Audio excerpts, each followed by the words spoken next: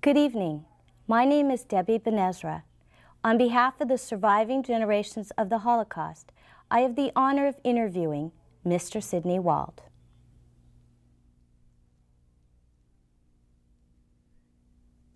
Good evening. Please state your name. Sidney Wald. Was that your birth name? No, my birth name was Wald. When and why did you change your name? I cut it short when I came to this country. Mr. Wald, have you ever told your family about your experience? No. Not even your wife? Yeah, she knows, of course. She knows. Have you told your children? No. Why not? Truthfully, I didn't want to give him an inferiority complex. Why have you agreed to an interview today?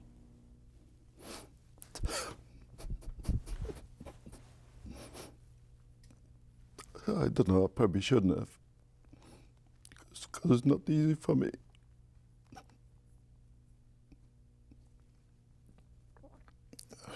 Let's talk about your early childhood from 1924 to 1934. When and where were you born? I was born in Kielce. I was one of 8 kids. I was the 7th out of 8. I understand there were 10, but 2 I didn't know, 2 of them died. What country was that in? Poland. And your birth date? 4/10/24. 1924? 1924. Can you tell me a little bit about the early history of Celts?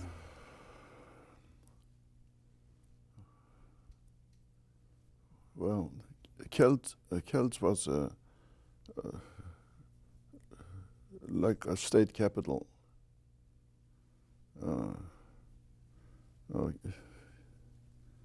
What purpose did Celts serve? You mean a state or a region? It's a region, not a state. It's a region, yeah.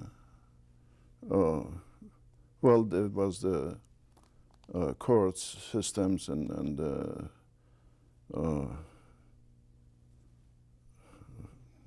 hard for me to explain, yeah. Okay, let's talk about your family. What was your father's name and approximately when was he born?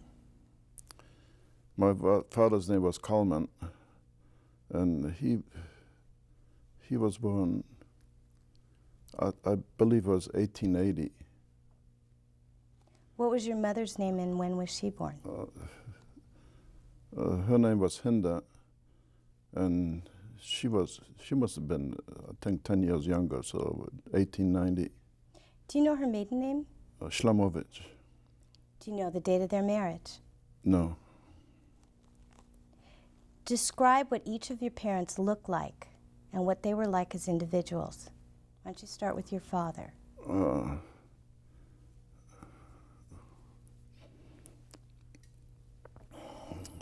Well, he had a beard. He was, truthfully, I don't know much about him because he died when I was 11 years old. Actually, I don't remember too much about him. Okay, tell me what your mother looked like. My mother was a little woman, and she was deaf. She got deaf at the last birth. At the last birth? Yeah. When she had the last baby, she got deaf. And she was a little woman, taking care of all the kids, doing all the cooking and washing and cleaning. What type of father was your father to you?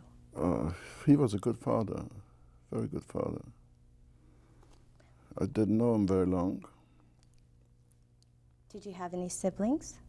Any what? Any siblings, brothers or sisters? Yeah, I said I had 7 brothers and sisters. Tell me their names from oldest to youngest and their approximate birth dates. Who is the oldest? The oldest was Sala, a sister, and she was 1909.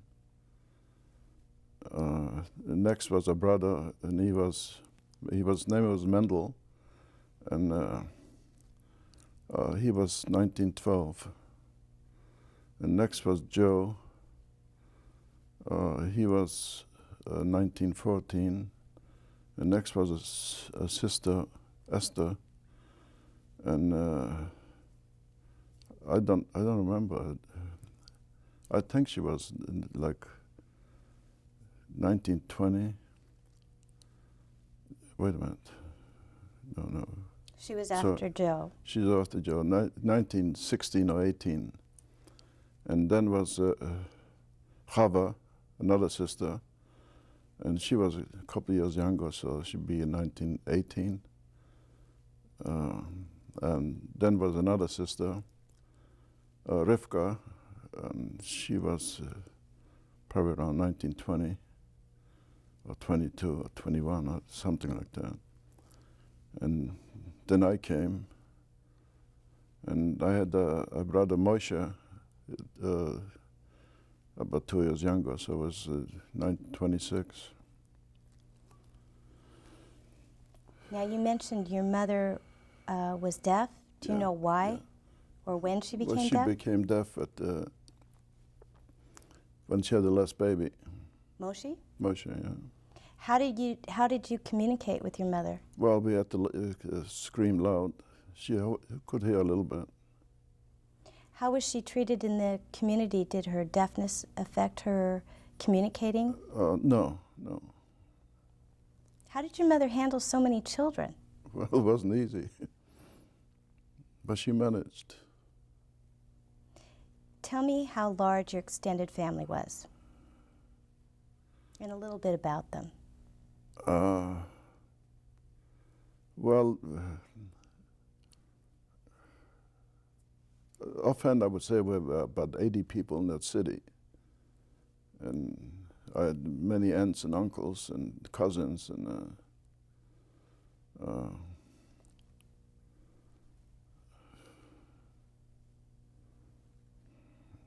trying to go back.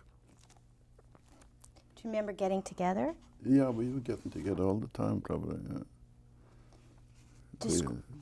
They were visiting some of the relatives, and then they were visiting us, and we were close families. Describe your home. We had one room, no running water, no toilets. Just then we had next to the room we had a store selling fabrics, and so at night we could sleep in the store and sleep in this one room. So. Did you have beds? Yeah, we had 2 beds. 2 beds for 8 children for 10 people. For 10 people? We sleep on the floor, on straw sacks. No mattresses. So you didn't have a set bed? No, whoever came first. Whoever came first, what? To sleep, to lay down and sleep. Got the bed? Got the bed, yeah. Was the store your family's sole means of support? Yeah. Who was the main store clientele? People. People? People, yeah. What was your economic status? Well, we were considered middle class. Here we would have been on the poverty level, but that was considered middle class because we didn't have to, sleep in the street.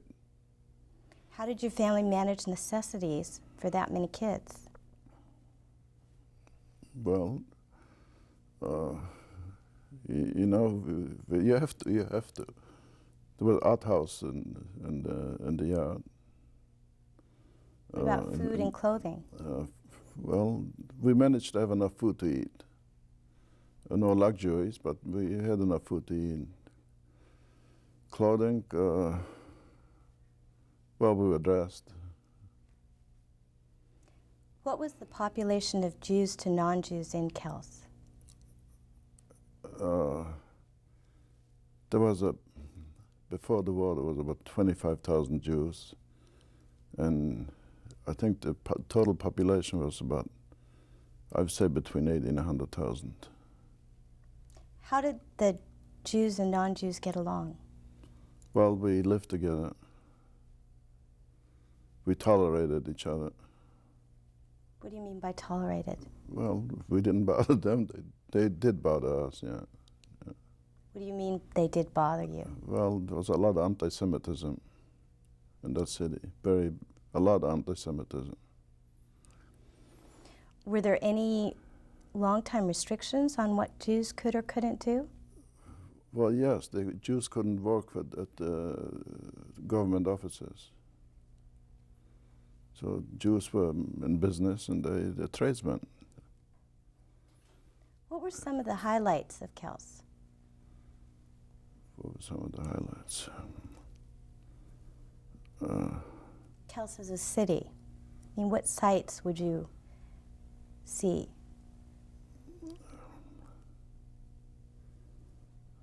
Gosh, it was a cultural city, actually, Kels. We had, there was an opera house with a lot of theaters, a lot of movies. Do you go to the movies? Yeah, when I had some money, or sneak in. You snuck in? Sure. Did you ever get caught sneaking in? Mm-hmm. What'd they do? They threw me out. Describe the Jewish community.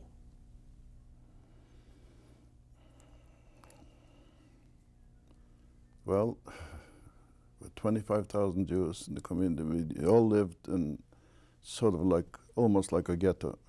There was no walls or no gates, but we all lived together. And there was a lot of Zionist organizations, and we could go have fun, play games, and sing songs and dance and so on. You belong to a Zionist organization? Mm-hmm. Yeah. What was the purpose of this organization? And did your club have a particular name or organization? Yeah, Shomer Hatzai. What was the purpose of the organization? What was the purpose of it? You know, to get us ready to go to Israel. Can you repeat the name of the organization? Can I do what? Repeat what your... Shomer Hatzai. How many members? Oh, there must have been a couple hundred. Do you remember who ran the organization? Who ran the organization, your group? No, I don't remember names anymore. Did your parents also belong? No. What about your brothers and sisters? Yeah, we all belong to different organizations. Was your family religious? Yes. Very. What does that mean to you, being religious? Now? Then, well, meant I had to go to pray 3 times a day, go to synagogue, go to the neighborhood, what do you call it, neighborhood, a stiebel. And Saturday we had to dress in, you know, like a chassid, and couldn't do nothing on Saturdays. How would you dress? In a silk robe on Saturday. Can you mentioned the stiebel. Can you describe that to me? Yeah, it was a neighborhood, a small synagogue, but I would say maybe 50, 60 members. Do you know what street that was on? On the same street, Bojantinska. Same street we lived on. Now, you also went to a synagogue? No, that's the only way we could go visit, but we didn't belong to the synagogue. We just belonged to that a neighborhood place. There was a main synagogue. Do you remember the name of the synagogue? There was a big synagogue. I don't remember the name of it. Do you remember what street it was on? Yeah, on Nova Warszawska. Did you have a rabbi? Yes. Do you know his name? I don't remember. I think it was...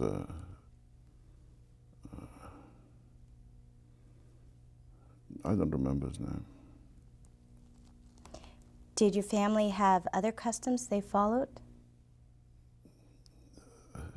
No. What about regarding the Sabbath? Well, we did nothing on Sabbath. I remember we had a customer who was a funeral home, and we had to get ready a certain amount of material pre-cut so they can come pick it up on Saturday because we were not open on Sabbath, and if they needed it, they needed it. It was a Polish funeral home. What did the funeral home use the material for? For the dead bodies too, yeah.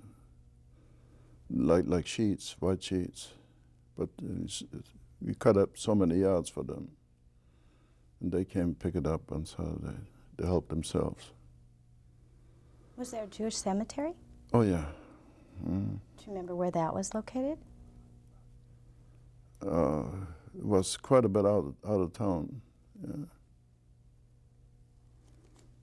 Mr. Wald, I'd like you to describe yourself, what you look like, and your personality at the age of, say, 9 or 10.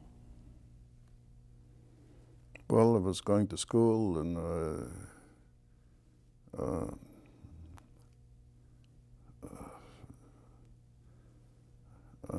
What'd you look like physically? I look pretty good. You look pretty good? Yeah, pretty husky. Yeah, pretty healthy boy. Yes. What color hair did you have? I had hair. Believe it or not, I had hair. Brown hair. Tell me about your personality. What type of kid were you? I was a pretty even personality. I was never get too excited, never get too mad. Pretty even. Did you have a lot of friends? Mm-hmm. Yes. Did you have non-Jewish friends? No. I knew some, but we're not friends. Describe for me a few of your happiest memories with your parents and your brothers and sisters. Well, the happiest memories was on the holidays, where the whole family could get together and celebrate the festivities. Those were happy memories. Pick one festivity and describe it to me. Passover was a very nice festivity. For those of viewers who don't know what happens on Passover, tell me how that event occurred. Well, the first and second night of Passover we had Seder, which I describe as Seder. We had my father conducted the Seder and retell the story of the Exodus from Egypt. And it was a very happy festival. Beginning with Sala, the oldest, and going by your earliest memories, tell me a little bit about each of your siblings' personalities. Sala was the oldest, and she let us know she was the oldest. In what way? She was the ruler. What about Mendel? Mendel, he was a very, very good personality, very even. Never did get excited, and he was very husky, very strong. And Joe? Joe too. Mendel was taller, a lot taller than Joe. Believe it or not, I was the tallest in my family, next to the youngest. So yeah, Joe was pretty even. He was more excited than Mendel. Esther? Esther, she was very nice sister. She helped a lot. Chava? Chava was very nice. She was small, and skinny, and very nice. How was she different than Esther, personality-wise? Well, everybody had a different personality, but they're all pretty nice. What do you remember of Rivka? Rivka was a lovely girl, was beautiful. She was tall and blonde hair. And Moshe? Well, she was little. He was little.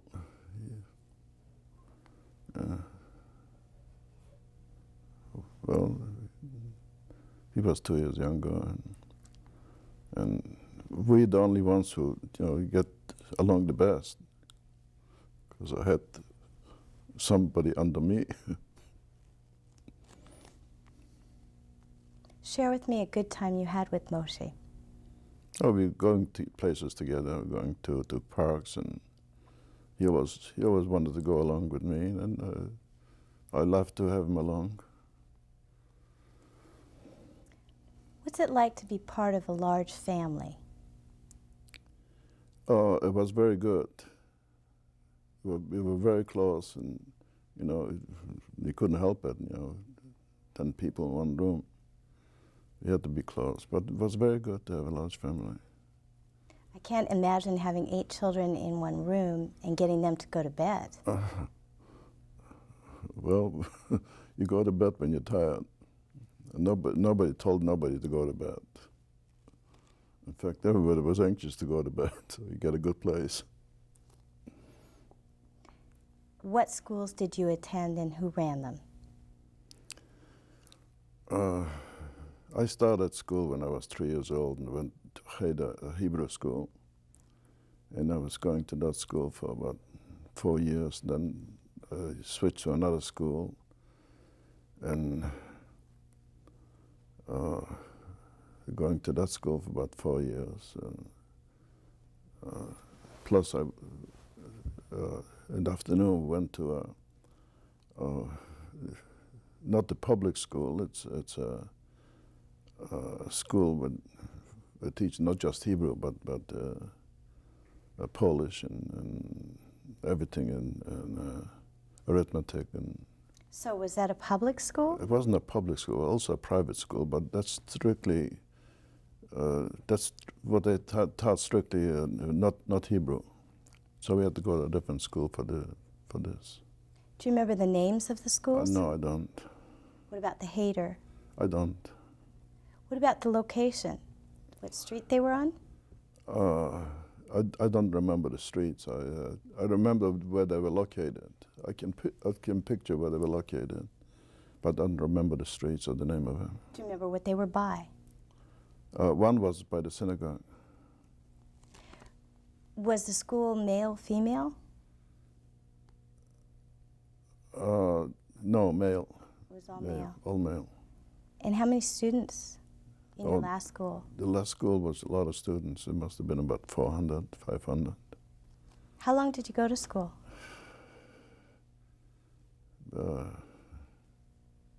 9 years, till age of 12. Why did you stop at age 12? Well, I had to go find a job, learn a trade. My father died when I was 11, and after that I had no guidance anymore. How old was your father when he died? 55. And he died in what year? In 1935. What did he die of? Asthma. Asthma? Mm-hmm. Was there medication to treat the asthma? I don't think they had medication at that time. Not much. I don't remember the medication. He probably had some, but it didn't help. You said you stopped school at age 12. Mhm. Was school not mandatory? No.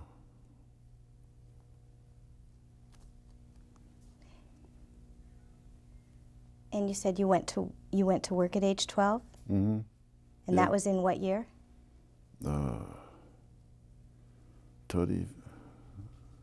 36. What did your mother feel about you working at age 12? Well, no feeling.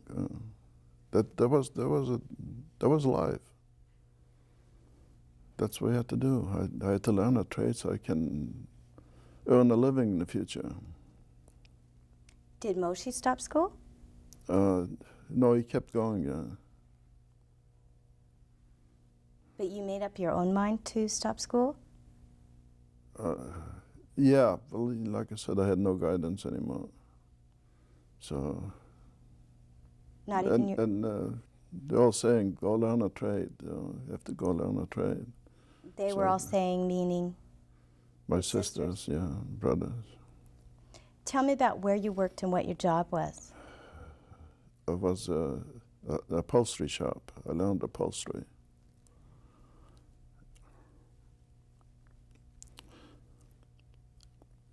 How much were you paid?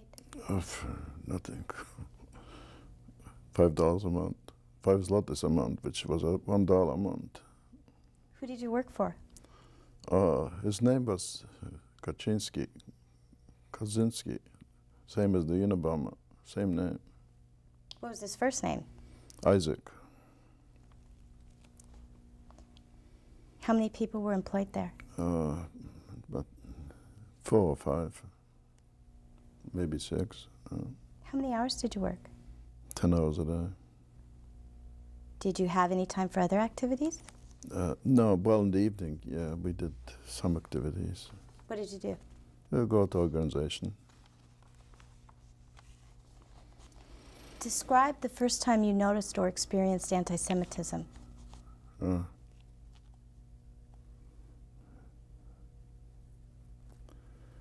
was an incident when I don't know how old I was, maybe 5 or 6. I was going to school, and it was in the winter time. I'm walking by this place where the Polish kids lived there, and they had a sled, and they asked me to go sled with them, and I did, so they beat me up. The 3 of them, and they got on me and they beat me up. That was my first incident. There was another time they threw a snowball with a rock inside a snowball and hit me in my ear, and I ran home crying, and they said, "What are you crying for?" Your sisters and brothers or your mother? No, my mother didn't say nothing. She said, "What do you come home crying for?" So I didn't cry no more. Did the kids call you names? No. No, they had respect for me because I was strong. And yet they beat you up? No, those Polish kids, yeah, they beat me up. I had no choice there. They beat me up. I was 5 or 6 years old then. They beat me up pretty bad.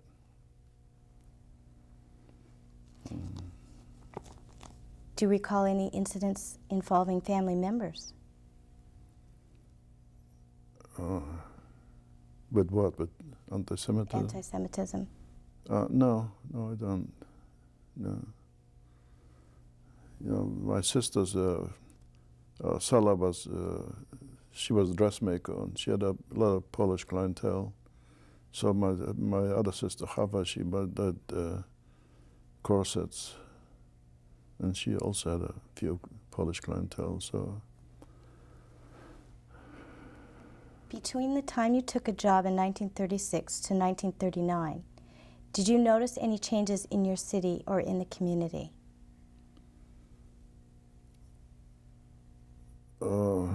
Was getting more anti-Semitic. I remember they were hanging a placard saying Jews to the ghetto. This was above the place where we lived. And the law was we couldn't take it off. So we went up there and took it off anyway. It was getting more and more anti-Semitic.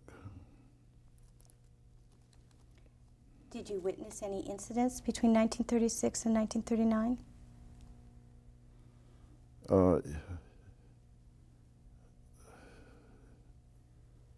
Yes, there was this Polish guy.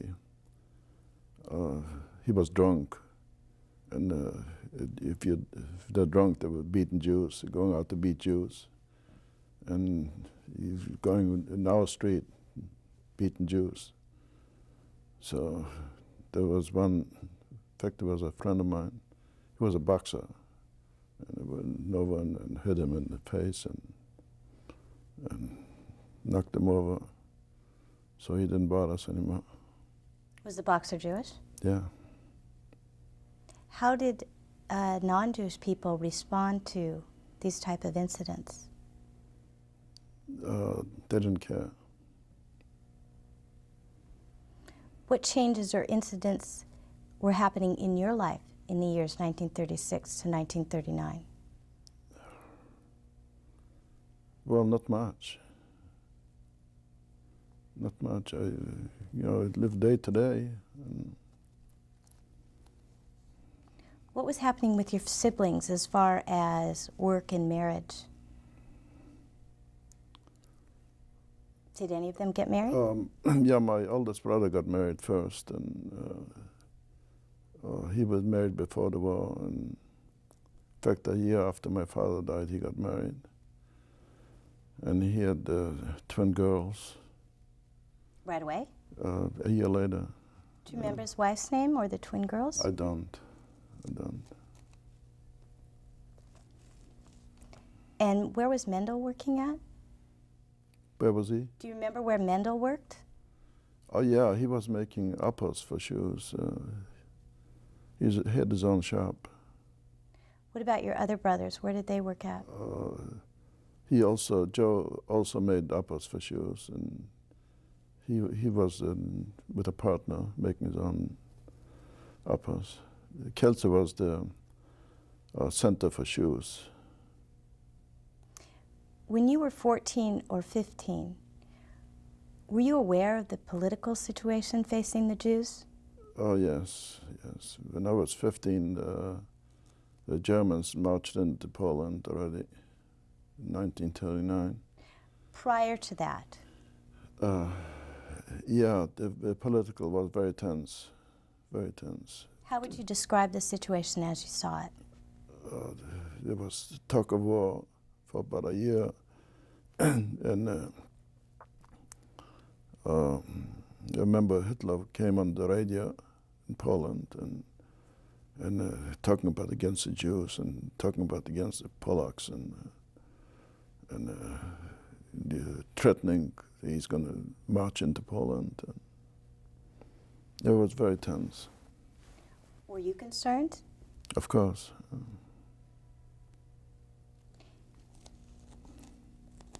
If you suspected that Germany might invade your company, did this have any effect on your life? Well, there's nothing we could do about it. So we just sitting there waiting. Did your family consider leaving? No. No, we couldn't leave. What preparations did Poland make concerning a potential invasion? Well, there was a mobilization, and my eldest brother Mendel, he went through the army, and he was mobilized. He went through the war. Was Joe drafted? No. Was he old enough to be drafted? Yes, but I think there was amnesty. Anybody was born in 1914 didn't have to go to the army. Did the people in your neighborhood think and talk about if Poland would be successful in repulsing an invasion? Well, we talked about it constantly in the synagogues and the neighborhood places, and we knew that Poland is not going to be successful.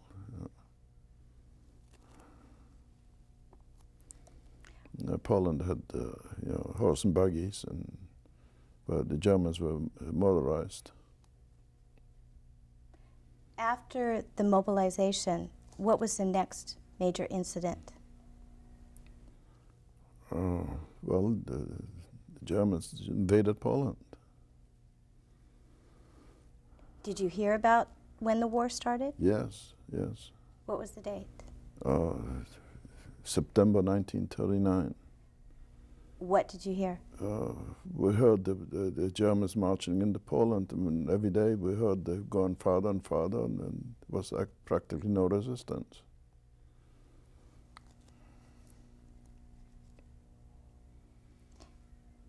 How did the Polish government deal with this? They ran away. They ran away? Mm-hmm.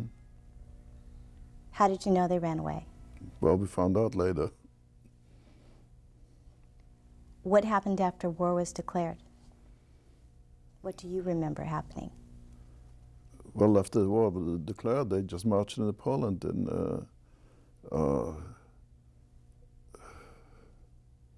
what happened?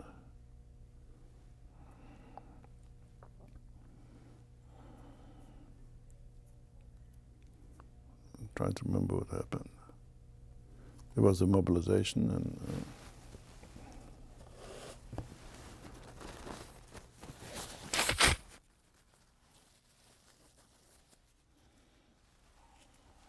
So Germany came into Poland. Did they just walk in, or was there bombings? Oh, there was bombing, a lot of bombing, yeah. Our city got bombed. Where were you when that happened? I was in an open field. We were hiding behind the trees. But there was a lot of shelters, and I remember my cousin Shimon. He told me that he went into the shelter, and the Polacks threw him out because this shelter was not for Jews. So happened that that building got bombed. So his life was saved. He's still alive. How did you find out? He told me. You said you were hiding behind a tree. Who were you with? A lot of kids, my age. Where was the rest of your family during this bombing? At home. There was no place to go. But in a field behind the trees, we could see the bombs falling.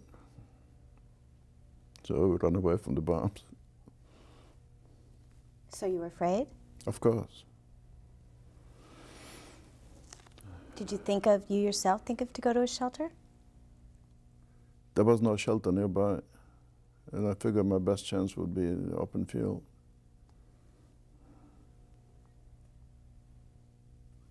Do you recall what was damaged by the bombs? Where Buildings, did they land on? a lot of buildings were damaged. Bombed. In the city or in your neighborhood? In the city. How many days did the bombing last? About a week. They were bombing every day. They bombed and left. The neighborhood where my eldest brother lived, there was an industrial part of the city, and there was a lot of bombs there. Describe for me the day the Germans came into your city. Where were you, and what did you see? Well, we were home, and we didn't see much. We were hiding from them. But next day we walked out, and we saw them, all these motorized vehicles coming by, tanks and trucks and jeeps, and they didn't bother us, actually. So, yeah. You stood there watching? Yeah, we stood there watching. Mm-hmm. Did the soldiers respond Mm-hmm. to you in any way? Yeah, they were sort of nice, the first soldiers, yeah. In fact, they're giving us bread and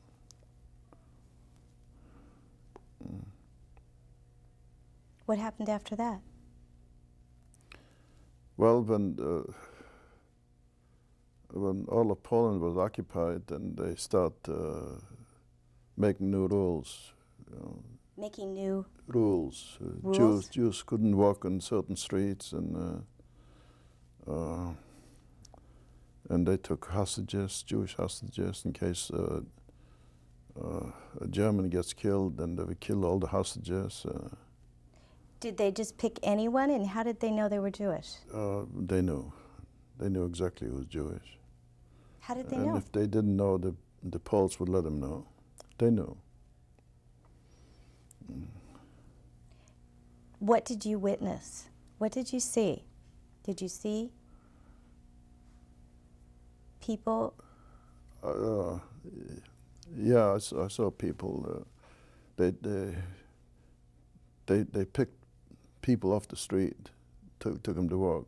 There were open trenches, you know, for the war, for the bomb shelters, and we had to cover these open trenches. And so they played games. They took Jews with beards and put them in, and they covered them halfway with the dirt, and the other ones pulled them out. And Who pulled them out? the other Jews with beards pulled them out. And then they switched, and the other ones went in. It was tragic. It was terrible. Pulled the people out? Pulled the people out. Yeah. They covered halfway with dirt, and then they pulled them out. And another incident was they picked Jews with beards and they shaved their beards. And that's the worst thing could happen to an Orthodox Jew, shave off his beard. Did you see this yourself? Yeah. How did you react to this? Well, we left. We You didn't left? want to see it. We left the place. We walked away from it. Did anyone try and stop it? No, well, I was young. I was 15 years old. I was just a kid. But then we walked in the street. We had to greet the Germans. Take your head off. We all wore hats, so take your head off and greet them. And so I did that, and this German called me over and said, "Are you my friend?" I said, "No." "Why did you greet me?" So he hit me. Hit you with what? With his hand, yeah. Then what happened? Then I walked on, and there were more Germans going, and I didn't greet them. So he calls me over. He said, "Why didn't you greet me? You know, the law says you have to greet me." And he hit me again. Mm-hmm. Can you describe the person who hit you? He wore a uniform. Soldier or officer? Soldier. Maybe officer, I don't know. I didn't watch him too closely. It was a German soldier with no uniform. Were you with anyone? Mm-hmm. Who were you with? The friend. Do you remember his name? No. What did he do when you were being hit? He was hit too. He hit both of us, yeah. And then what did you do? I went home. Mm. How did you think of to handle the situation if it happened again? Just accept it. They couldn't fight back.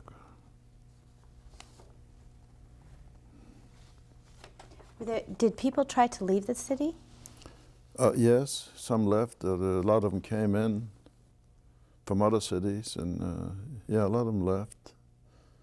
A lot of they went to Russia, and a year later they came back. Damn fools. How many people would you estimate left? You say they went to Russia. Oh, yeah, well, maybe 1,000 or so. And the Germans didn't stop them from leaving? Well, they left it in the beginning of the war, they left.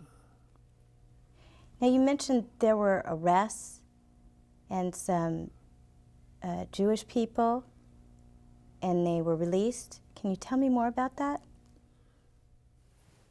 Well, they arrested so many prominent Jews in the city. They arrested them and kept them, not in prison, but in a certain place for hostages. And that was for, in case some German soldier or German get killed, then they kill all the hostages. There was about 30 hostages at the time. And they had to be served there for about 10 days. After 10 days, they released them and picked other hostages. And it kept going like that. Was there any ransoming, or they were just released just like that? Just to release them, yeah. Were there any other restrictions or laws concerning the Jews? Oh, there was a lot of restrictions. Jews, I can't think of some of them. Certain streets Jews could not walk on. And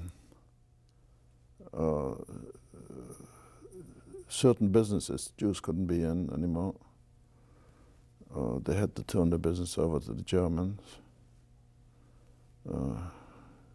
What else are restrictions? Yeah, all kinds of restrictions like that. So if you stayed on a street that was an okay street, could you be on that street any time? There was what you call it, curfew. What time was the curfew? Probably around 6 o'clock. What about stars? Stars? Did you have to wear any type of identification? Oh yeah, that came later. I had to wear a white band with the blue Star of David. That came later? That came a couple of months later. How were they distributed? We had to make our own. You had to make your own? Mm. So where did you get the fabric? Well, we had fabrics. In our case, we had fabrics. Did other people come to buy the fabric? Yeah. To use for the stars? Mm. How did wearing a star affect you? Well, I was marked. I couldn't. I was identifiable. I couldn't go no place. Couldn't go nowhere without the star. Did you ever not wear the star? Yes. And what happened? They didn't catch me. What were you doing? We're going to the farmers and buy some bread, buy some produce.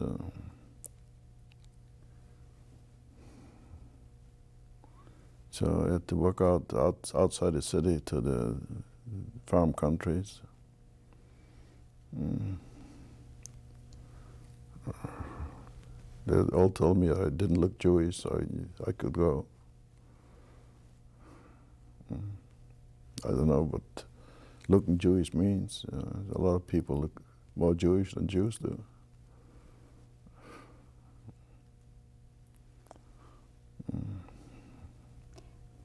When you came back from the farm, what was your thinking as you're going closer to your home without the star? Well, we took a chance, you know. Brought the produce back, a whole sack full of, and carried on my back. And, you know, we took a chance. Walked in, not the main streets, side streets.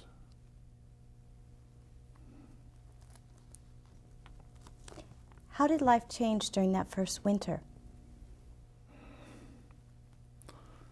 Oh, it was a miserable winter. We had no heat and no electricity. We had carbide lamps. That's how we had lights, and we had a stove that burned. I can't think of words anymore. Take your time.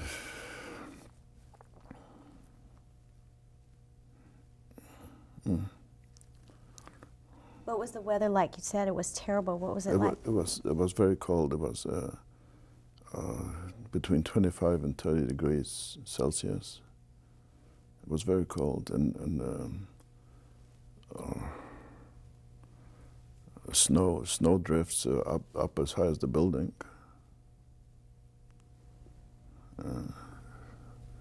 So did you leave your home during that winter? No, we didn't leave home. Well, we went to work anyway. You had to go to work. You went to work? Yeah. Where were you working at? Different places. I don't even remember. We had to go every day to the certain place, and they assigned us a certain work. We had to do that. Who's they? Well, the Germans ordered that. Do you remember where you went? You say a certain place. Do you remember a street? Well, at the beginning, we had to clean up the destroyed trucks and cars and tanks, and clean that up. And later on, I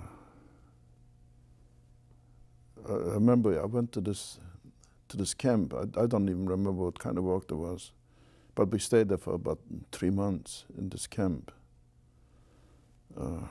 Did you walk to it? No, they took us by truck, and we stayed in this camp. When they released us, we walked back. It was only maybe 5 miles from the city, not too far. What did you do in this camp? I don't even remember. I remember being in that camp. I don't remember what kind of work we did. And then after that, they assigned me to do hard rock mines. And I worked there for quite a few months, and it was hard work too. Hard work in what way? Splitting the stones and transporting the stones, the rocks. Yeah, that was hard work. They burned the rocks and made lime out of it, limestone. And we had to go in with the wagons with the rocks and inside, and it was very hot in there. Were you paid? No, they gave us lunch, that's all. What'd you have for lunch? A soup and a piece of bread. How did the soldiers treat you? Bad. Bad. Do you remember a particular incident? Well, actually, there was no soldiers there. There was under Polish supervision, Polish and Volksdeutsche, German nationals that lived in Poland, under their supervision. They didn't beat us, but they constantly called the dirty Jews and goddamn Jews. And what was the food situation at this point in time? We're now winter's turning into spring. What was what? The food situation. Was there There was a shortage of food. Yeah, that's why I went out to work. I didn't have to eat at home. I had lunch at the place of work. What about your family members? What was their condition? We all worked. Someplace we all worked. Did you have food when you went home at night after work? We had some food, yeah. And how was that food obtained? On the black market, like what I did. We had this, I think I'm ahead of myself. This was during the ghetto already. Oh, this was in the ghetto? Yeah.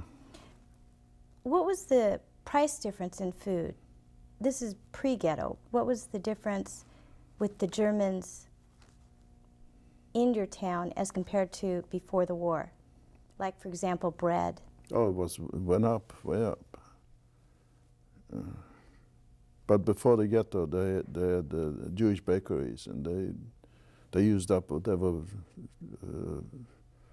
flour they had and baked it, and so we could buy it. After the ghetto, they were assigned so many sacks of flour, and they're still baking it. And in this pre-ghetto phase, was there any organization formed by Jewish people? Organization? Organization? Any type of organization in the pre-ghetto phase? Well, yeah, there was what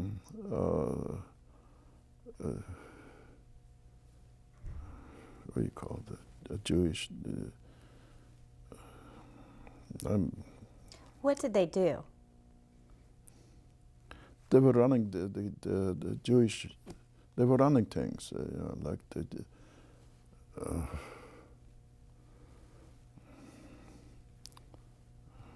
You say running things. Well, yeah, we had to register with them, and they were the government, like the government of the Jewish government. Did they work with the Germans? They worked with the Germans, yeah. In what way? Well, they did what the Germans told them to do. I see. Let's take a break.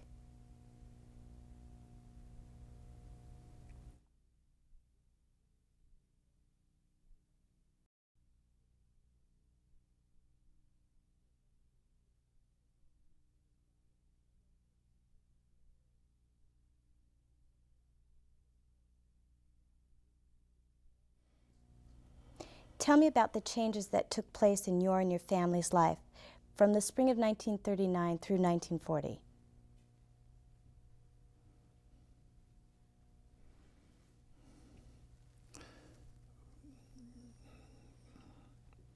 Well, we couldn't get any more fabrics wholesale to sell. I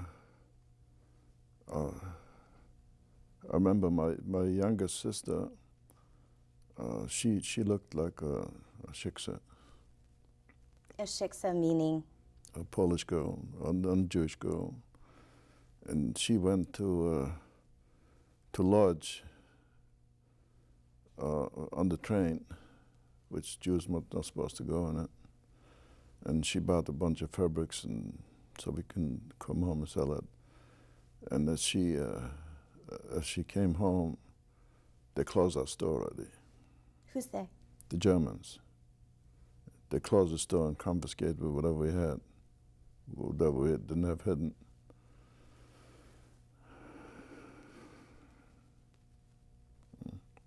I didn't even remember that. She came home with the fabric? With the fabric, yeah.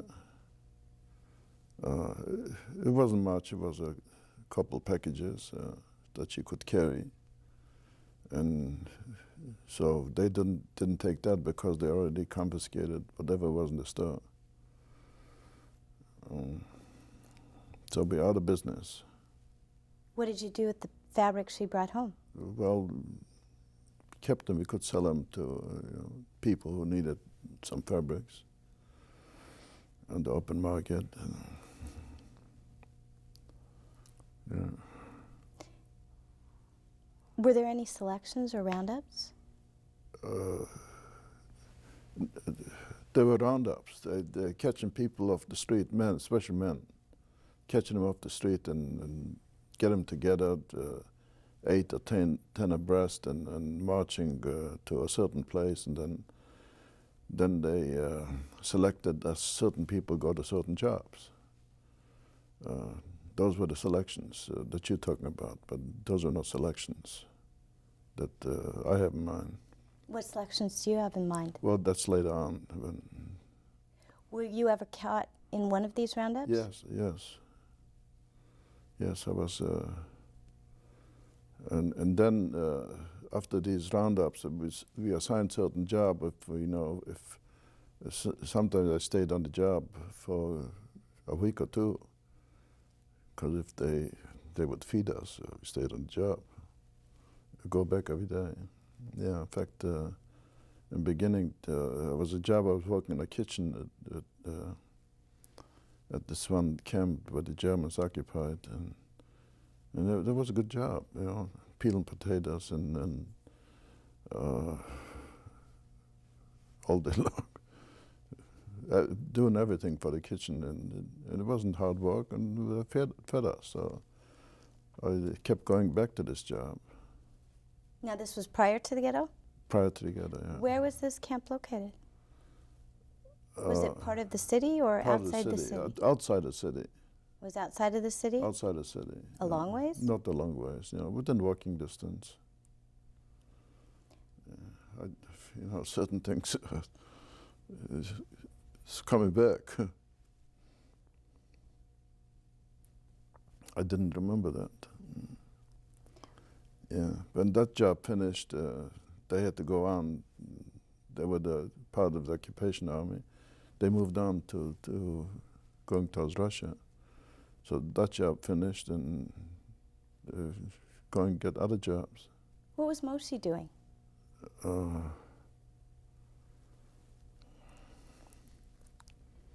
Well, he was staying home. He was too young to work. In general, what was the physical condition of the Jewish people prior to the official ghetto?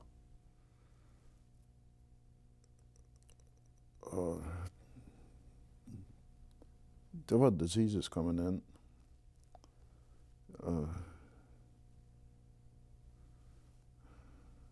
It wasn't too bad. In the ghetto, there was the typhus. I think started in the ghetto.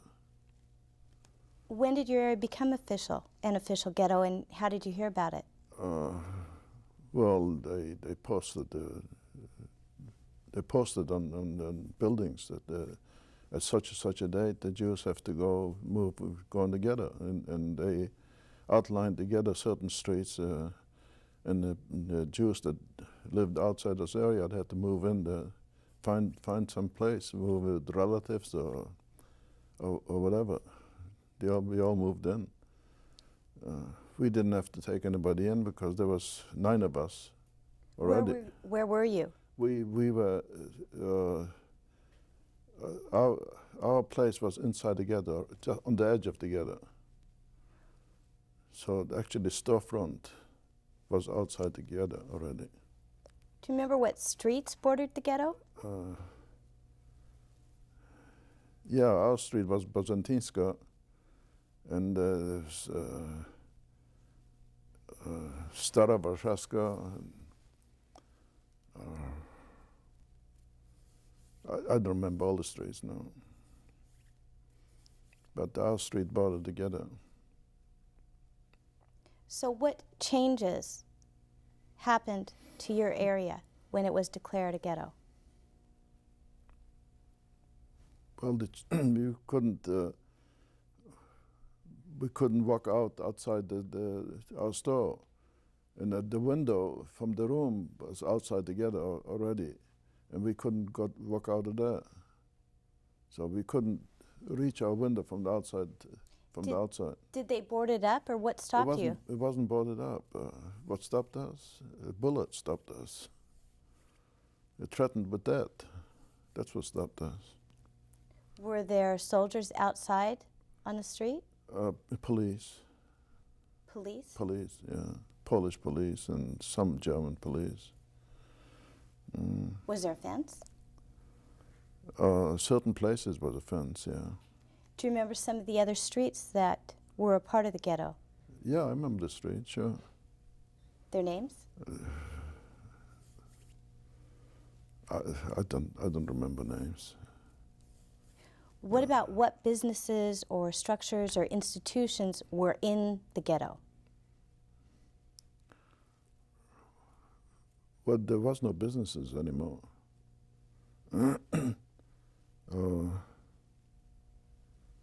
there was they created in the ghetto. They created a Jewish police, and they kept order inside the ghetto. So the Germans very seldom came into the ghetto. They told the Jewish police what to do, and there were raids of people inside the ghetto. The Jewish police did that for them. Who handled the influx of people?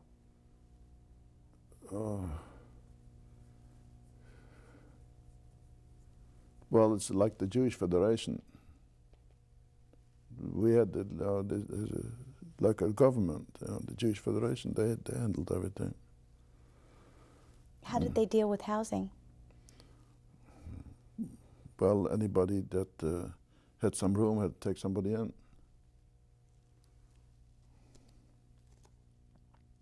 Tell me about the people who policed the area inside the ghetto. Inside the Jewish police. Did you have any contact with them? Yeah, we had contact with them. But a lot of them became almost like the Germans. They were rough. You say they became like Germans. Yeah, they had authority and became like the Germans. They were rough on us because the German told them to, and they obeyed. Do you remember a particular incident? I remember a particular incident. This one Jewish policeman. He was from a prominent family too, and he was very rough. So somebody said to him, "The war's going to end one day," and he said, "Nobody's going to survive the war except the Jewish police." And the next day he got shot by the Germans. I don't know what the reason was, but he got killed by the Germans. Do you remember his name? No. If it comes to you later, you can go ahead. With the influx of people, did that affect your home life at all, or affect? We don't have much of a home life anymore. You know, we were out, Joe and I, and we work on different jobs. And I remember I stayed in this one place, in like a camp. It wasn't a closed camp. It was open, but we stayed there. Maybe there was about 50 of us in this one place, and we walked. We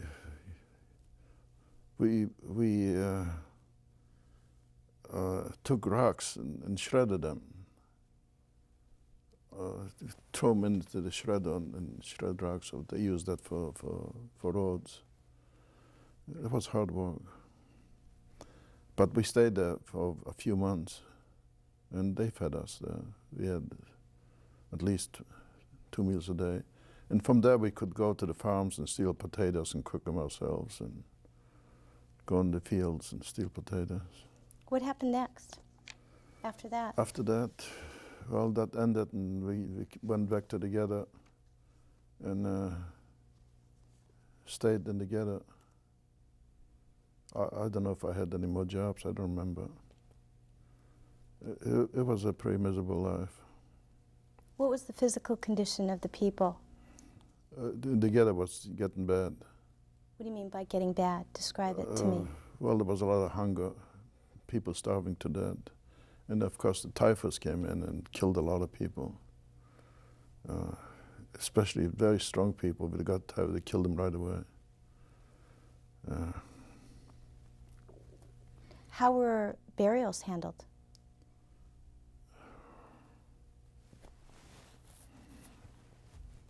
Well, there were mass burials. There were mass graves, yeah. Were there any resistance activities in the ghetto? No resistance. No resistance. They took, I remember this one incident, one day they took all the doctors, not one day, in 1 hour of the certain day, they took all the doctors, educators, lawyers, and went to their homes and shot them, all of them, in this 1 hour. So after that, we couldn't even organize, with no leaders anymore. Was there a hospital in the ghetto? There was a hospital, yeah. Yeah, people that went in the hospital never came out. How do you know this? I know. I didn't witness it, but I know with common knowledge. People in the hospital, that's it. They didn't come out. They injected them with something. Instead of medicine, they inject them with kerosene or something and kill them. And the Jewish doctors did that. The Jewish doctors killed them? Jewish doctors did that. They had orders and they did that. No, and that wasn't right either. Because, do you remember any Jewish doctors by name? I remember Jewish, I don't remember their names. Yeah, they left a few doctors. For what purpose? To treat the workers. Did they have any medication they could distribute? They had some medication, yeah, very little. Were there any escapes from the ghetto? There was escapes, yeah. You could go out, you know. There was no walls to barbed wires. No, there was nothing there. You could escape, but there was no place to go to. What about newspapers? Were there any newspapers? No. Well, we could go outside and get some newspapers. But no newspapers produced in the ghetto? No. Just some flyers. Throughout the time of this large ghetto, what was the food situation overall? It was a shortage of food. We had some food. It was a big shortage. People starving to death. You see people walking the street and it looked like that warmed over.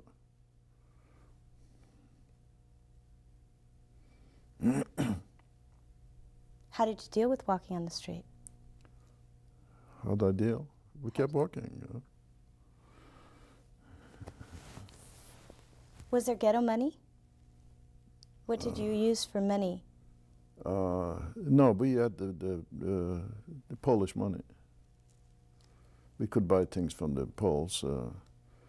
Me, by going out to work, I could manage to, buy some food outside and walk on the railroad tracks and pick up some coal and take home. So we have coal to burn, so we keep warm in the winter time.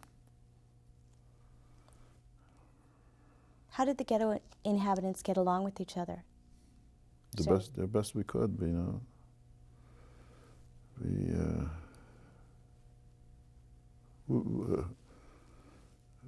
we all suffering, and misery loves company.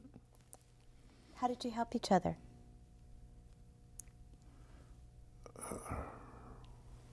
How do we help each other? Well, we could help the best we could. We couldn't help much.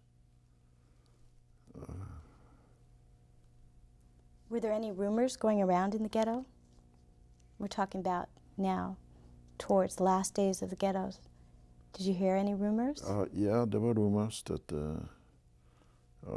they're starting to liquidating some ghettos in other cities. Yeah, we heard rumors. We didn't believe nothing.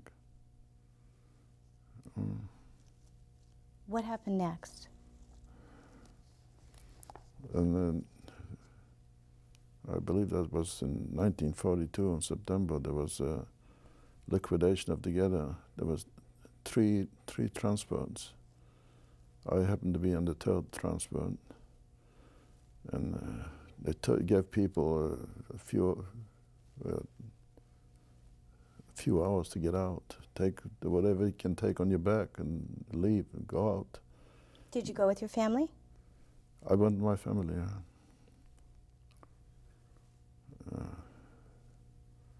And we came to this place. There were a few Germans there, and we each had to show them a passport, and Some went right, some went left. If they gave you back the passport, in my case, he gave me back the passport, so I went right. And the people went left, they just threw away the passport, and that's it. Who went left? Well, my mother went left, and 3 of my sisters went left. They went with my mother. Which 3 sisters? Esther, Chava, and Rivka. Sala went right. And Joe and I and Moshe went right. So we survived. We were left behind in that liquidation. And from there we formed a small ghetto, about 2,000 people. Let's go back over this for just a second. What were you allowed to take with you? Clothing, whatever you had. Was there any restrictions on what you could take with you? No, whatever you can take on your back, that's all. What did your mother say to you at this time? I assume you were packing. We were packing, and we didn't know what to say. We didn't know what to say to each other. We said we couldn't believe that this is the end of us. We said they're going to ship us out to another place because they need this place for themselves or whatever. No, we didn't hear about the crematoriums yet. How did you respond to each other? We did what they told us to do. So you walked? We walked. Where did you walk? To a certain place, towards the railroad. Towards the railroad? Yeah. Do you remember what street you stopped at? No, I don't remember the street. But you said there were Gestapo officers there? Yeah. How many? There was a lot of them, but the selections was about 3 or 4 of them. They did the selection. We were walking 10 abreast. And so they checked our passport, and some of them they threw down, you go to the left, and one he gave us back, we went to the right.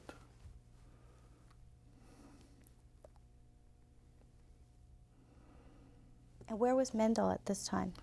Well, he was in a different transport. He wasn't with us. He didn't live with us. He lived in his own place. He had a wife and 2 kids. So he left prior to this? A day before. A day before? A day before, yeah.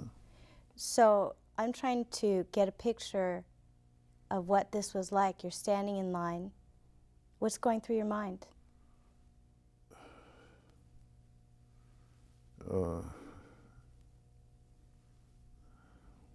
Well, there was a lot of fear. We didn't know what to do, what to think. We didn't know what's going to happen. So we just did what they told us to do. While you're standing in line, do you remember any conversation with your mother? We had no conversation. No conversation? No conversation. It happened so fast. No conversation. When the Gestapo pointed right, left, did you know that right was the... Didn't know nothing. We had an idea that they hand us back the passport or the identification card, not the passport, that we might stay, because they need a lot of people to clean up and work. As you left your mother and your sisters, did you get a chance to say anything to them? No. No. No, it happened so fast. You go right and you go left. Were there any other incidents you witnessed on this day? There was a lot of killings. What did you see? I saw people getting killed. They were shot in the streets. We had a neighbor, and they didn't want to get up. They claimed to be sick. So in fact, they told us the day before, we're not going to get up. We're going to play sick. So the Germans came in, and they said they can't get up, they're sick, so they shot them both. How did the Gestapo deal with children? Well, The ones that couldn't go on the train, they just killed them. I'll tell you an incident for later on. Go ahead. Okay, you were sent to the right. Mm-hmm. Tell me what happened after that. Okay, after that we had another selection. The next day we had another selection. Who was doing the selection? The Gestapo. And we had go in front of this Gestapo officer and stand in attention and tell him what kind of job we're doing. So there again, left and right. If the job was not important to them, they go to the left. In fact, my brother-in-law was the Salah's husband. And they didn't like the way he said it, what kind of job he does. I told him to say whatever I do, work in Kajelnya, hard rock place, and they didn't like the way he said it, so he went to the left. When did Salah get married? She got married in the war, the beginning of the war. And Salah was pregnant at the time. She managed to, after the selection, we had assigned a few streets in a small ghetto, and she managed to work over there, and then I think a couple of days later she had a baby, a little boy.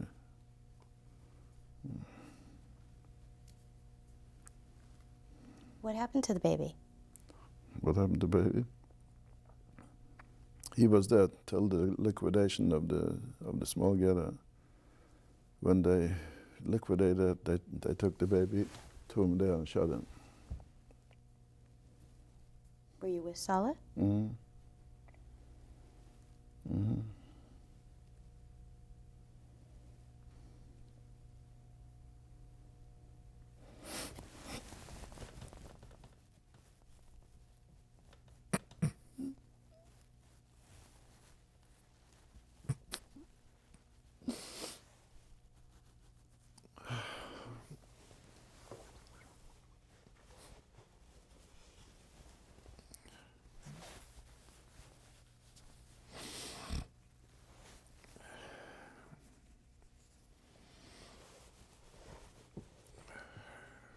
What was the baby's name?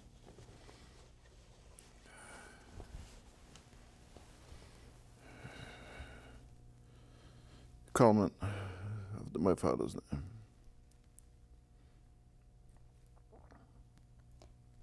After that selection, where were you taken?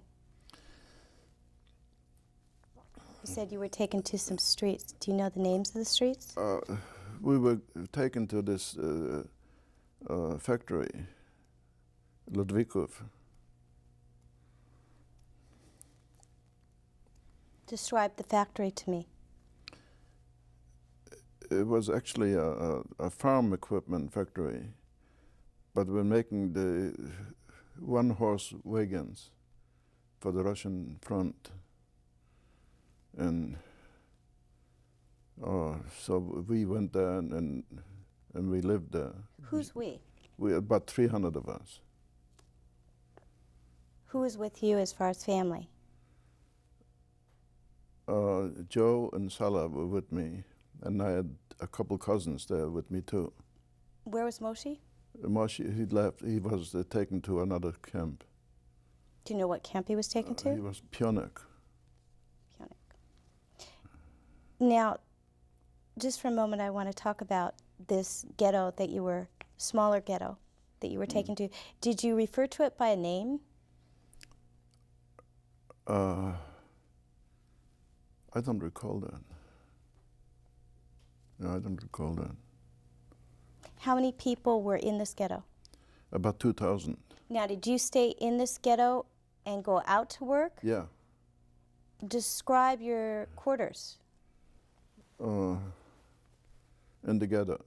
It was one big room, and there was, let's see, there was 3, 4, 5 of us. Names? Salah, Joe, me, and my cousin Shimon, and my other cousin Abram. And how were you assigned to go to Ludwikow?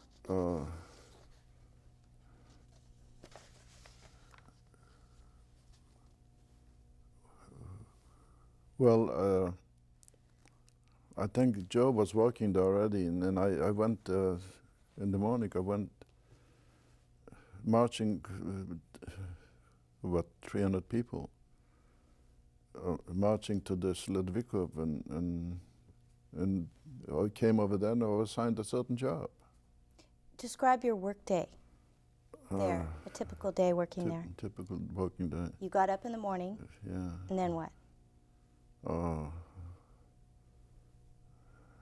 We had something, a cup of coffee, if you call that, and a piece of bread. And we got up at 5:30. And at 7 o'clock we had to be on the job.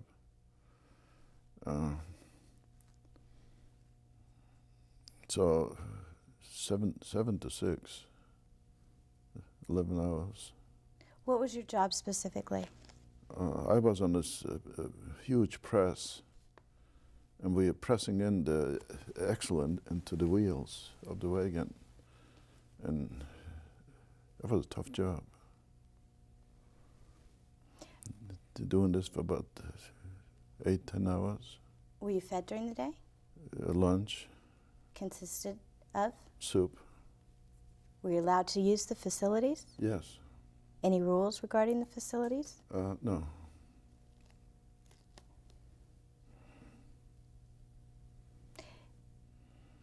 What incidents stand out in your mind during your time in the Small Ghetto and working at Ludwikow?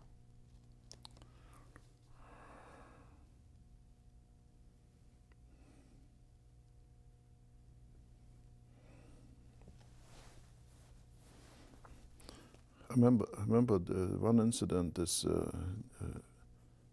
Polish woman came into the ghetto and to buy, schmattes.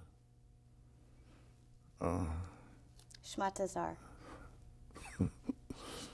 Clothing, used clothing.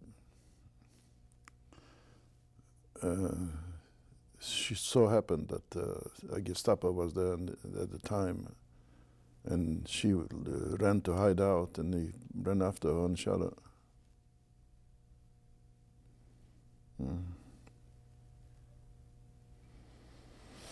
Were there any other roundups or arrests in the Small Ghetto? No. What about religious holidays? Forget it.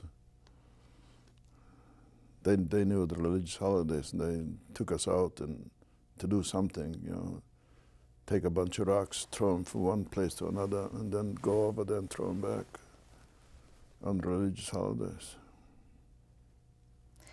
Was there rationing of the food? Yes. And clothing? Yes. And what were the rations? Well, a piece of bread and a soup. How did they know who got what?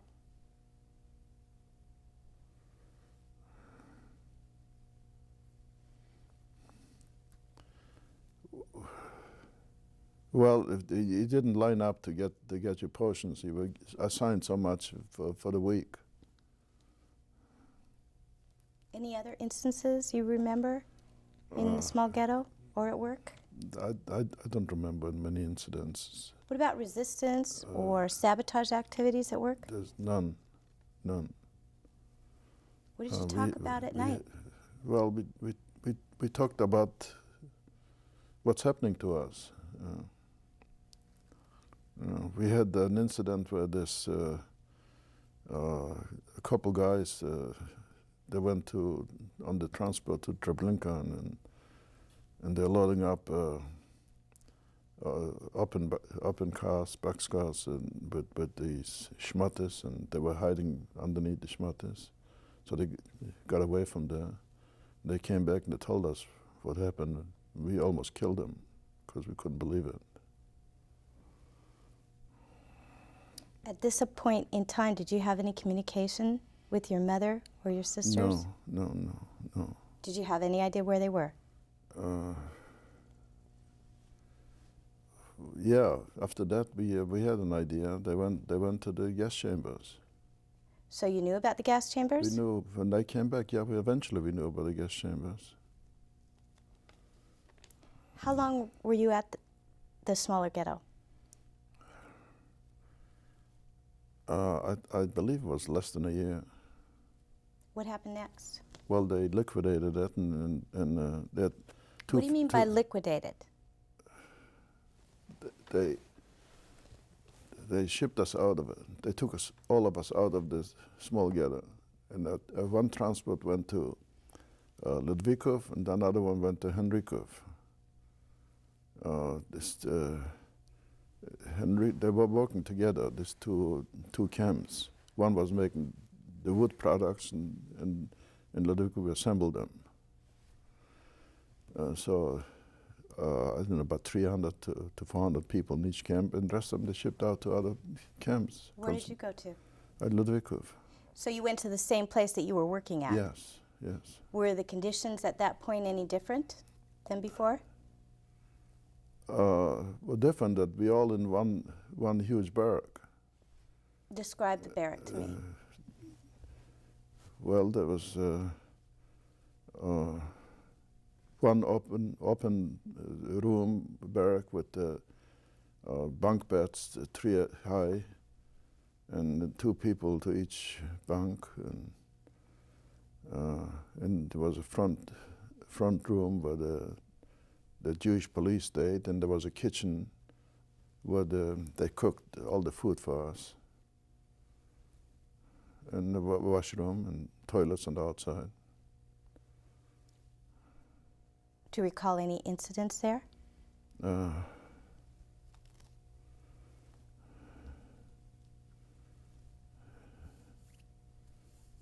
Yeah, there was one incident where we unloading, not me, but some people were unloading railroad cars, open cars with the metal, iron, and they loaded up on these small wagons, and one of the wagons tipped over on this one man, and broke both of his legs.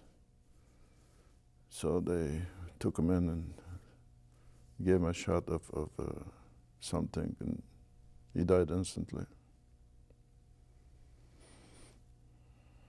Did you know that man? I knew him, yeah. Don't ask me his name, I don't remember. What happened next? Well, we kept working there.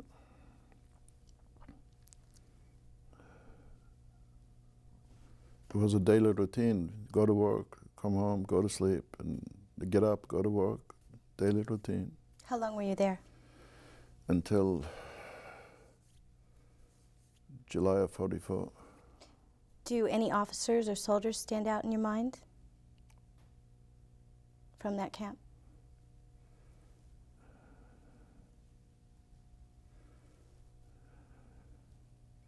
There was one camp commander came in, and he had no fingers. He had a stump, and he loved to hit people with that, and it hurt terribly. I didn't get hit by him, but a lot of people did. What did they do to get hit? Not much. He didn't like the way they walked.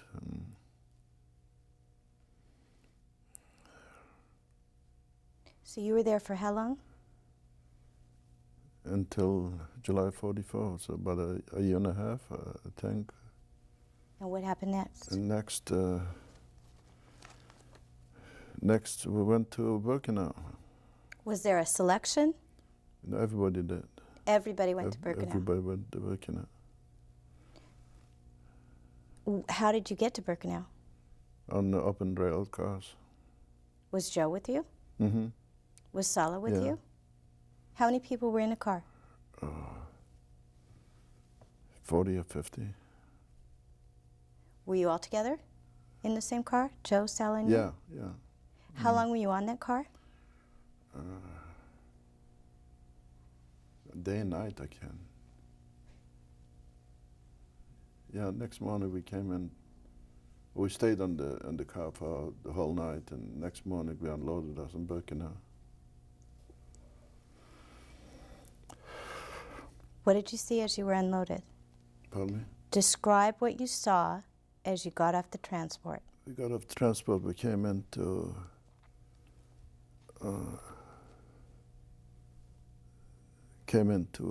take a shower. We knew that some of the showers, they came out gas instead of water. Was there a selection before you went into the shower? Well, no. We were separated men and women. And There was a selection, yeah. And so your entire group went to the shower? Yeah. Did you see where Sala went? No. No, they separated us. Did you have any words with Sala before you were separated? Perhaps in the transport or getting off the transport? Yeah, we had wars that if the war ends and we're going to write to certain people and to find each other.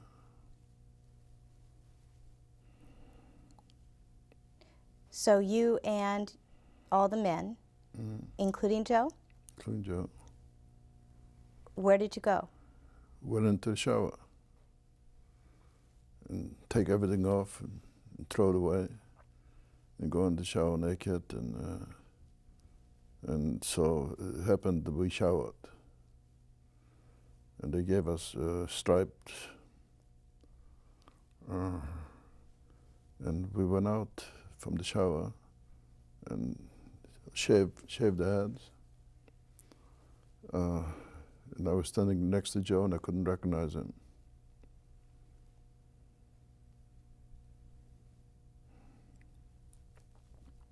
Couldn't recognize nobody.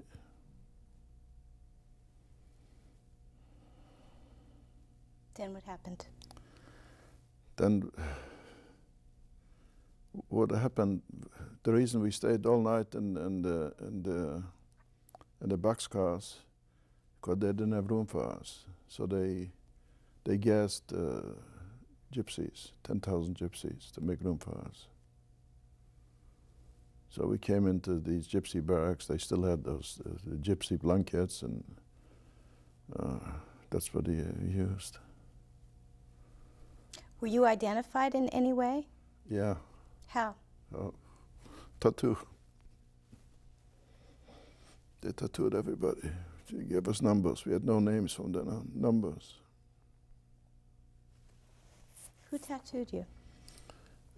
Some other prisoners. And how was it done? With like a piece of wood, like a toothpick. You dip it in ink, and just like that. What does your tattoo look like? Well, let me take my thing off. Yeah. What does it say? Why don't you hold your arm up for another minute? See if So B3447. B3447. 47. Mm-hmm. Hold still for 1 second. Hold your shirt sleeve up. Hmm? Right like that. Okay. Thank you. After you were tattooed, what happened?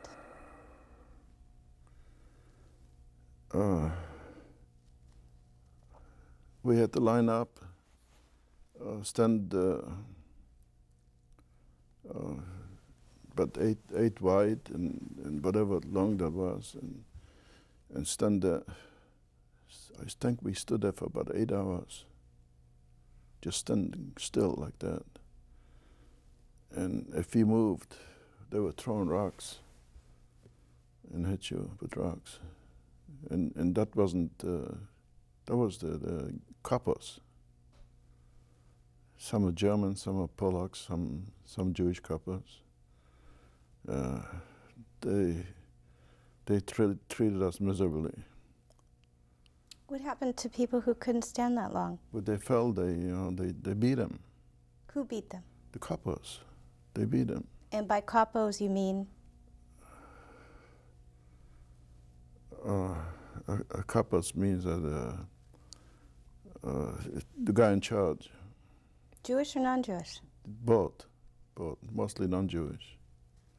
In Birkenau, non-Jewish. After you stood for 8 hours, what happened? We went into the barracks to go to bed, and then there was an incident where one of the guys in charge of the small ghetto and the labor camp, he was a miserable son of a bitch. Somebody that he sent to Auschwitz was there, and they called him out, and they beat the hell out of him. They beat him so badly that he wanted to go on the fence, electric fence, to get killed. They wouldn't let him. They just beat the hell out of him. He deserved it. What was the decision-making process to beat this man? I mean, was it all of a sudden decided, okay, let's beat him up? No, we didn't decide that. Who decided? This one man that he was causing to be sent to Auschwitz, and he decided that he should get to beat the hell out of. So he got those coppers to do it for him. They do it in the day or the night? In the evening, yeah. Did anyone try and stop him? No. What happened to the man who was beaten, and do you know his name? The man who was beaten? No, they were the coppers from the Auschwitz. No, I didn't know his name. Did you see this person the next day? Yeah, they let him live. He didn't go on the.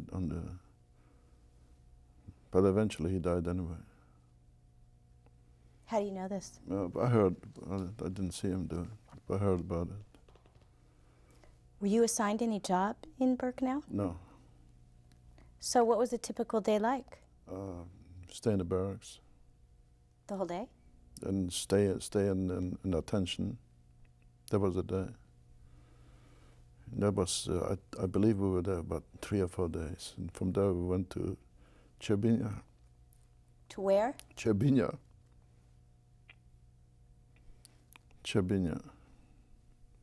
Or Treblinka, as you would call it. Were there any other incidents in Birkenau during those 3-4 days? No. What did you think was going to happen to you and Joe? Well, we knew eventually we were going to die. We knew that. Did you see Sala after you were separated from her? No, never. Do you know what happened to Moshe? I got to go back a little bit. Okay. He ran away from the camp he was in. He tried to come to stay with us. It was about maybe 30, 40 miles or kilometers. And they shot him on the road. Who's they? The Germans.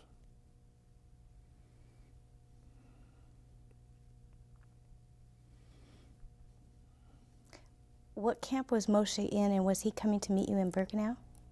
Not Birkenau, back to Kelts. He was coming back to Kelts. Yeah, I said we've got to go back over there. I see. So who did you hear from about Moshe?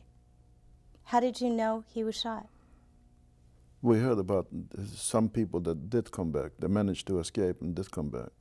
And they told me that he was shot. He ran away and he got killed.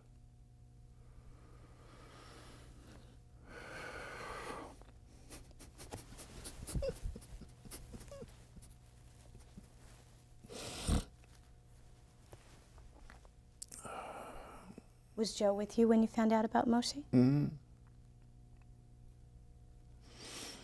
How did you support each other through this? Well, this was nothing new. People getting killed right and left. So. How old was Moshe when he was killed? He would have been 14 or 15.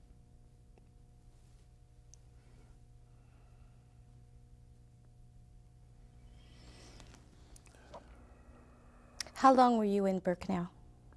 About 3 or 4 days. 3 or 4 days. And what happened next? Went Chabinia.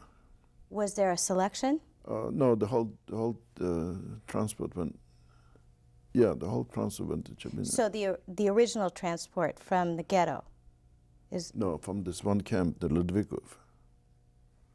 I see, from Ludwikow. Yeah. Did you take up more than one barracks in Birkenau? This group of men? No, one barrack. One whole barrack. Yeah. So it was that barrack that was transported? Yeah, that barrack. Mm. What was your physical and mental condition at this time? Well, I was still pretty strong. How tall were you? I think the same height as I am now. Mm. How much did you weigh?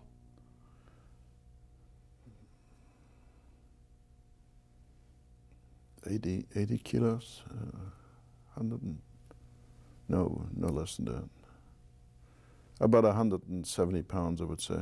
And what was Joe's condition? He was okay too. How did you get to your next destination? How'd you get to Trezbinia? By truck. How long were you on the truck? It wasn't too far. It was maybe a couple, 3 hours. Were you told where you were going? No. Were you told the reason for your transfer? No. How many people were taken with you approximately to Trezbinia? About 300. About 300. Describe what you saw as you came to Trezbinia. It was a camp with a fence around it and barbed wire. that used to be a prison camp. What do you call it? English military prison. English people were staying in that camp. How'd you know that? Well, we found literature from them. All right, describe your arrival. Well, we got off the trucks and then to the barracks.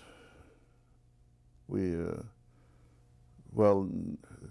got off the trucks and stood in line, and we had to identify ourselves, and they took our numbers down because we had no names at that time anymore. And after that, we assigned to the barracks. We each had there were 1, 2, 3 barracks, and bunk beds, two bunk beds, one above the other, and we each had our own bunk. Did your barracks have a specific number? I don't know. That's okay. Who ran your barracks? Well, inside the barracks were run by the coppers, German coppers.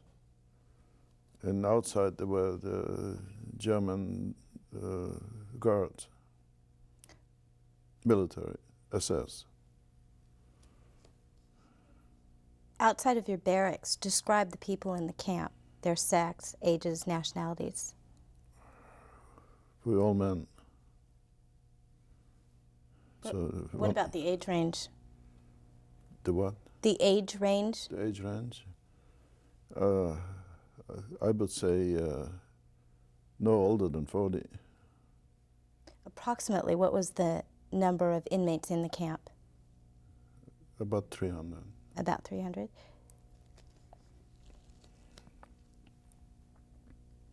Is there anything you remember about the layout of the camp?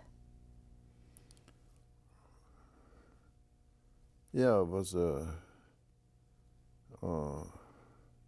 like I said, 3 barracks. Any guard towers? And outside there was a guardhouse, there was a watchtower. That's where the SS was on top, and in case somebody wants to escape, nobody would escape. The safest place was inside the camp, because you go out and the Polacks will kill you. Were there any medical facilities? Medical facilities. There was a small infirmary. You wouldn't dare go in there. In fact, my cousin, he hit his head on something, and he got an infection, got in. So he went to this medic, and he put him in there, and next day he was dead. What was your cousin's name?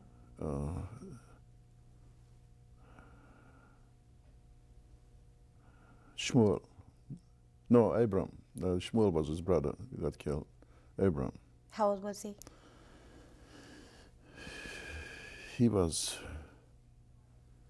have been, I think he was about 10 years older than I am, 30.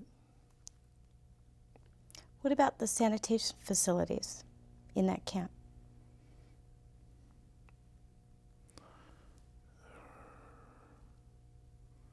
I don't remember if we had a washroom inside the barrack or not. I believe we might have a washroom inside the barrack. So were you able to take a shower? Yeah. Anytime you wanted? No. We showered once a week.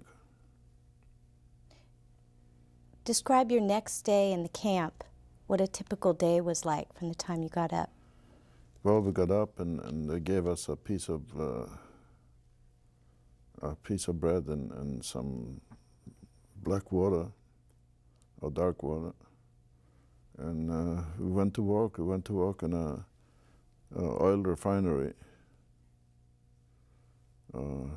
Was the oil refinery on the same grounds as Trosbinia? Yeah, same grounds, but not near the. We had to walk a while, like maybe 15 minutes or half an hour. And then what happened? Then we walked. We had assigned different jobs, digging ditches or helping build those huge. What do you call it? I'm trying to translate from Yiddish to What's the Polish. Yiddish word? What's the Yiddish word or Polish word? The big tanks, cisterns. Cisterns? Yeah, big, huge tanks where they kept oil in. Were you building those? Or what No, was your job? I helped building. There were Belgians, Belgian contractors. They build those things, and we helped them. We hold things for them and schlep things for them. What was your relationship with them? Very good. They ever try to help you? Yeah. They gave us some food. Were the Belgians prisoners as well? No. They were contractors. They contracted the job. Who oversaw the workers? Well, they were guards. Did you eat during your hours of work? Yeah, we had lunch. We had a soup for lunch on the job. Mm-hmm. What happened after the job? Went back to the barracks.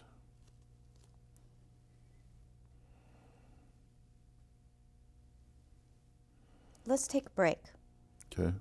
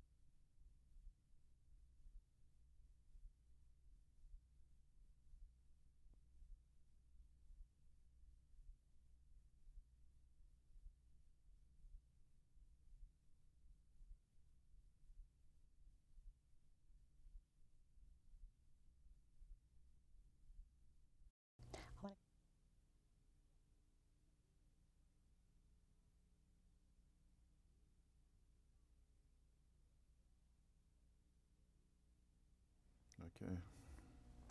Mr. Wald, I'd like to go back for a second and ask you one more question about the smaller ghetto and about what happened with Sala and her baby.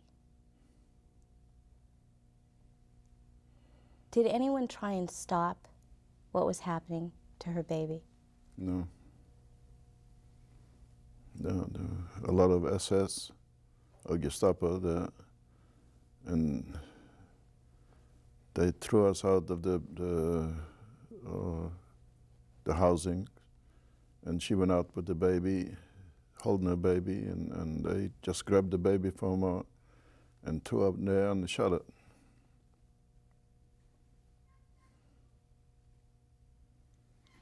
What did she do? She cried. That's all she could do. She cried.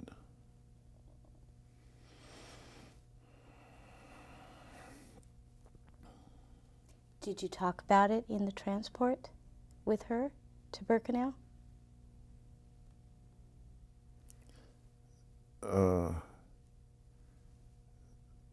I don't believe I was with her, and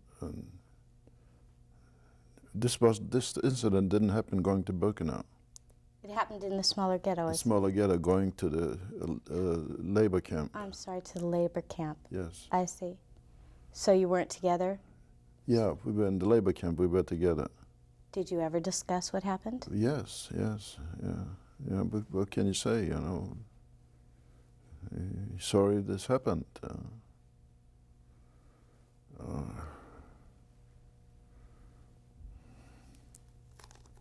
There wasn't time or place to cry for the dead anymore.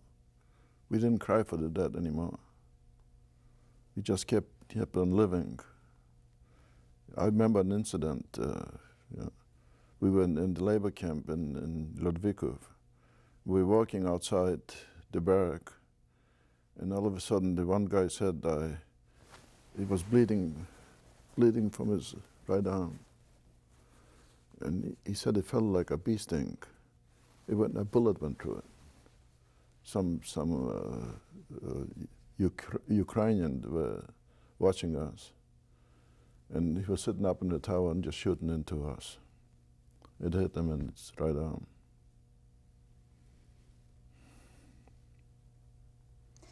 Let's move on to Trebizond. And you were telling us about your work day. What was the next incident you remember there in Trebizond?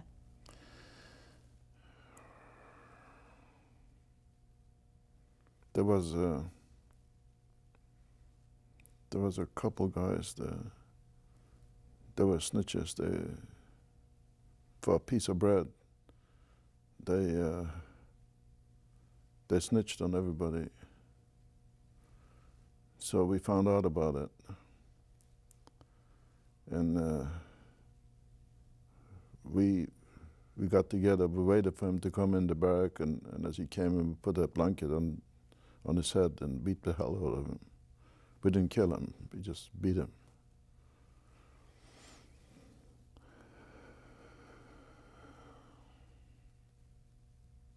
You participate in the beating? I participated, yeah. Mm-hmm. What did you do specifically? You know, we hit him. Everybody came by and hit him once. I hit him once. And he didn't know who hit him.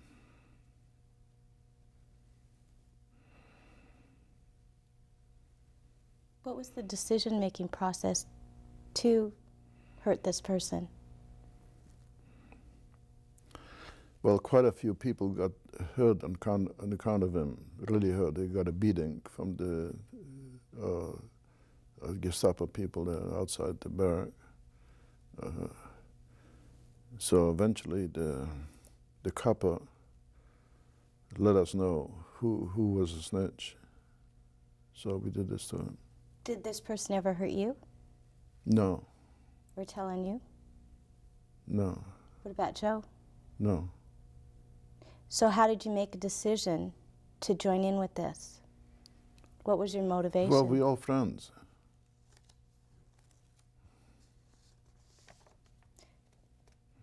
What was the physical condition of the person the next day?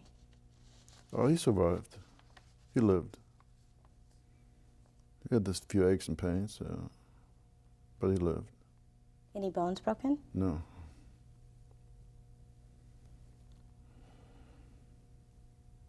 How do you feel about that incident today? Well, it's different circumstances today.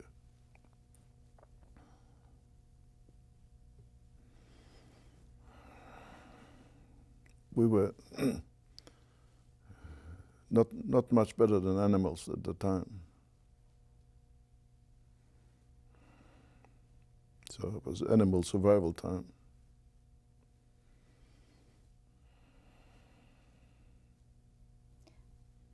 Do you remember the name of the person? No. What was the next major incident in that camp?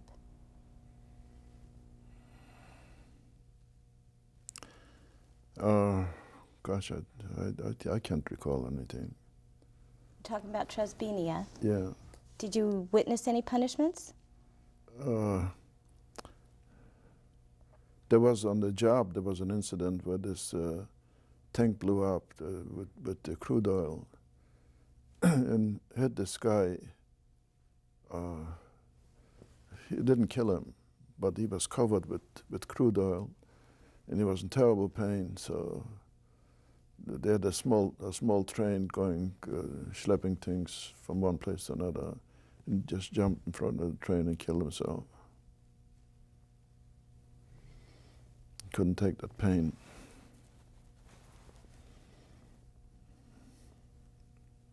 Did you receive any punishment? In Trebiznia, I don't know. I don't think so. How was your physical condition at this point in Trebiznia? It was still good. And Joe's? Joe's, yeah. We managed to buy things from the Polacks and on the job, and What did you buy use for some money? food. Well, we had some schmatters to sell them. We're doing business in concentration camp. Was that allowed? No. Were you caught? No. I was lucky. At one time I had a bottle of vodka, and going back to the camp to give it to the copper, to the main copper. He gave us schmatters to sell to bring back vodka, and we were searched every time we came back from the job, from the plant. And so he knew I'm going to bring back something, so he searched me. So Where'd you hide a bottle of vodka? I put it in my pants like this, because I couldn't walk straight. I had to walk limp. I was lucky. I could have been shot that time. But we do it for food. So you got for the vodka what? Food, bread. Yeah, they gave us bread for the vodka. A slice of bread or a loaf of bread? Loaf of bread. Loaf of bread, yeah. What'd you do with the loaf of bread? We ate it. Who's we? Joe and I, and my cousin. He was still alive then. And this was cousin? Abram. Abram. Did you share it with anyone else? No. How long were you in Trebiznia? Until December, January 45, till that winter. What happened next? Next, we started marching. We marched to Auschwitz. It was cold. It was winter time. It was very cold, snow, and we're gonna stop in a barn outside of Auschwitz. It's to sleep, and then the order came to get up and keep on marching. So we didn't sleep that night. We marched all night. Prior to the march starting, were you told you were going to leave? This was in Trezbenia. Yeah, yeah. Were you told you were leaving? I believe we were told. Yeah, we were told by the coppers that we were going to leave. Mm. And was there a selection, or was everyone taken? Everybody was taken. In fact, we came to Auschwitz. I remember an incident that we stopped in Auschwitz, and they said, whoever is too weak to walk, you can stay here in Auschwitz. And a few people stayed. And we didn't want to stay because we know what Auschwitz does, killing the people. It happened so they didn't have time to kill them, and they survived. Now, you walked for 1 day to Auschwitz? Is that what you said? One day to Auschwitz, yeah. And then you walked again? We walked all night. You described that walk?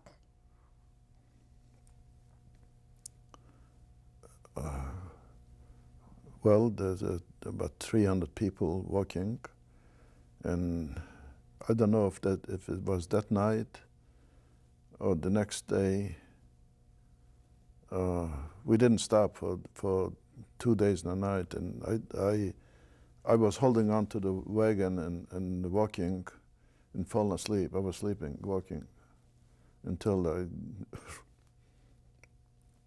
I felt the butt of a rifle in my back and didn't need to sleep anymore.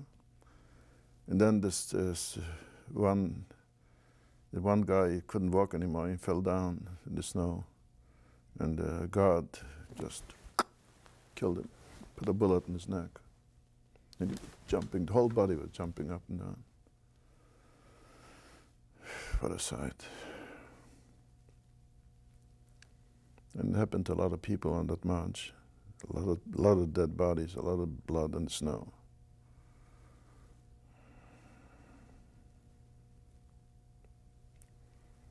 And so we walked till this one little city, but it was a railway station, and we got on the train, open boxcars, about a foot of snow in the car. And we were standing in the snow. We couldn't sit because, we were standing. And we were riding all night, and this one guy died, and we were supposed to throw him over if somebody dies, but we didn't. We sat on him all night till the morning we threw him over.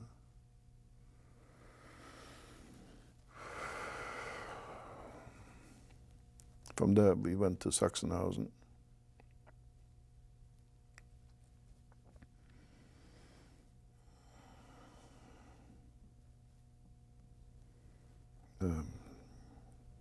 We assigned to this one barrack, all of us. We didn't work in Sachsenhausen, we were just there. And a few days later, a week later, they asking for auto mechanics, and quite a few of us, we volunteered to be auto mechanics. So they took us to Ravensbrück. Before we move on, you came to Sachsenhausen. Mm. What did you notice about this camp? How was it different than the other camps? It was a big camp, huge camp, and we found out that they counterfeit money in that camp. They had a lot of people who were designing or copying, making the what do you call them, forms or plates. And they counterfeit money. They counterfeit dollars and British pounds and what else? Those two, they counterfeited, I think. What type of camp was Sachsenhausen, other than counterfeit? Was it a work camp besides? Well, I'm sure there was a work camp because there was a lot of people there, a lot of prisoners in that camp. But we didn't work, we just stayed in the barracks all day for a few days until they signed the job for us. Were there women in this camp also? No. Now, you said until they were assigned a job. So were you assigned a job? Well, we volunteered for this, to be auto mechanics. Why did you volunteer? Well, we thought maybe to be an auto mechanic is better than working in a coal mine or something. Did Joe volunteer also? Yeah. And you also mentioned a cousin. Was the cousin still with you? No, he was dead already. Where did he die at? He died, he hit his head and had an infection on top of his head. So the medic took him into the infirmary, and next day he was dead. They injected him with something. Did you know anything about auto mechanics? No, of course not. I've never seen a car. Were you concerned that you might be found out? No, no. How many volunteered? I think there was about 100 of us. Did you know anyone besides Joe? Oh yeah, you know all of them. All of them from? From the camp, from Chervinia. Was there any one person you were particularly close to outside of Joe? We were friends. A lot of us, you know, most of them were friends. We lived together.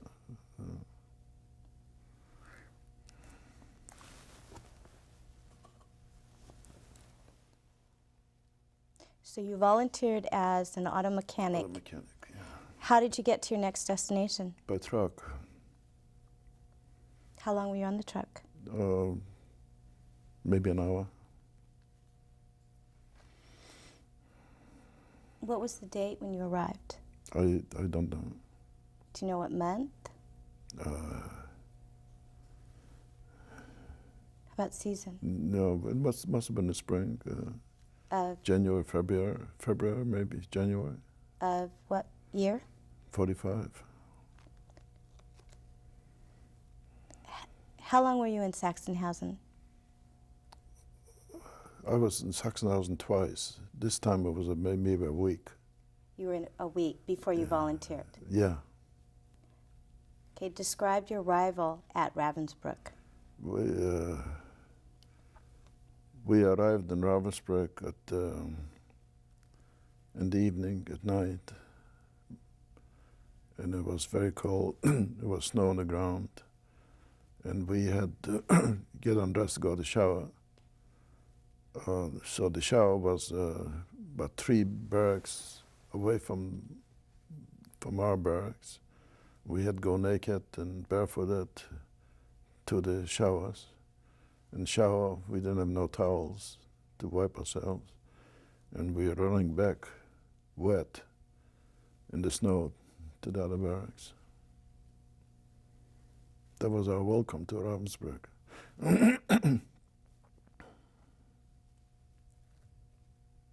What happened that night? Well, they gave us clothing, and we went to bed. The bed was, 10 people slept in one bunk, too high. Condition was terrible. How many people in the barracks? I don't remember. You say the condition was terrible. What do you mean by that? Lice this big.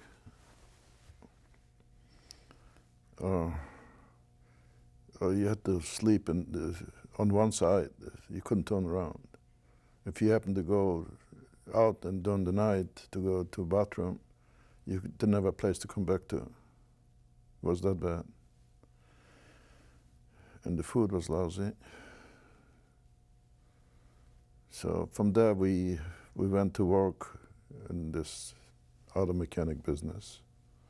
There was a truck place for army place with a lot of trucks, and we were assigned to unload those crates that they dumped behind the enemy lines. So we managed to break one open, just drop it on the ground and break one open.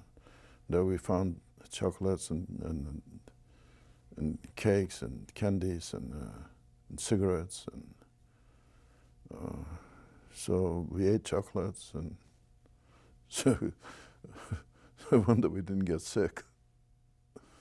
We ate a lot of chocolate. And because we took the cigarettes, we didn't smoke, so I was hiding in my prison uniform, my stripes, about 100 cigarettes. And of course, every time we leave to go back, they searched us. And they found 20 cigarettes on me. So they whipped me. I had to lay down, knee on the ground, on the floor, and put my head on a bench. And one assessment stepped on my legs, so I couldn't move. The other one had the whip, but big whip, and he whipped the hell out of me. I had welts on my ass about this big. I could grab him. Couldn't sit for about a month.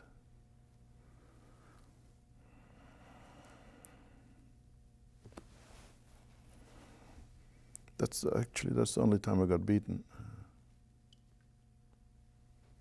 Was there any medicine you could put on? Yeah. Was Joe also involved in this breaking of the crate? Yeah, he was there too. Mm. Did he get caught? He didn't get caught. He didn't have nothing on him. So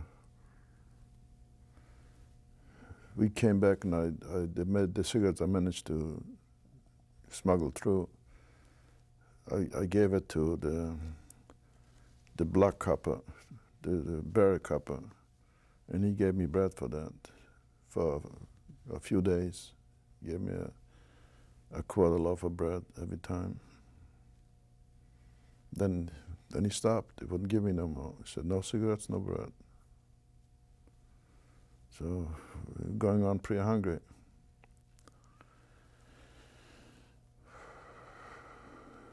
When this job ended, they shipped us to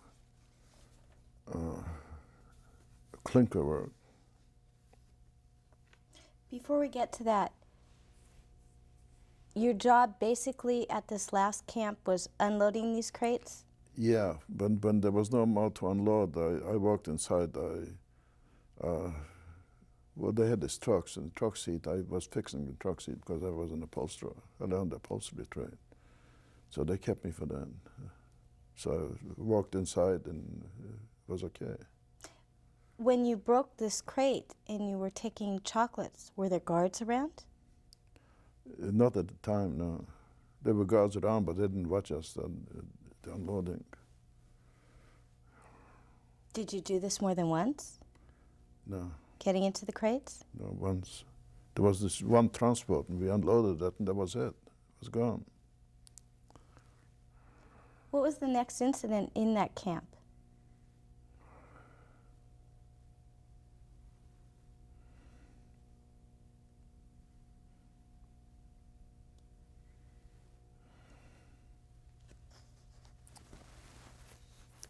There was an incident where this one, I had something with Joe. He had something to do with this one copper in the barrack. It was something with cigarettes. So I went to the barrack copper, the main copper, and I told him, what's he doing to Joe? I gave you the cigarettes, and yeah, he had a piece of bread with him because I gave him the bread. I shared the bread with him. So he couldn't do nothing to him because the main copper told him that. So he worked up a scheme where the guy laying next to him in the bunk, he said that Joe stole his bread, and they took him out, and they gave him a beating. They beat him pretty bad, He came back all shook up, all beat up.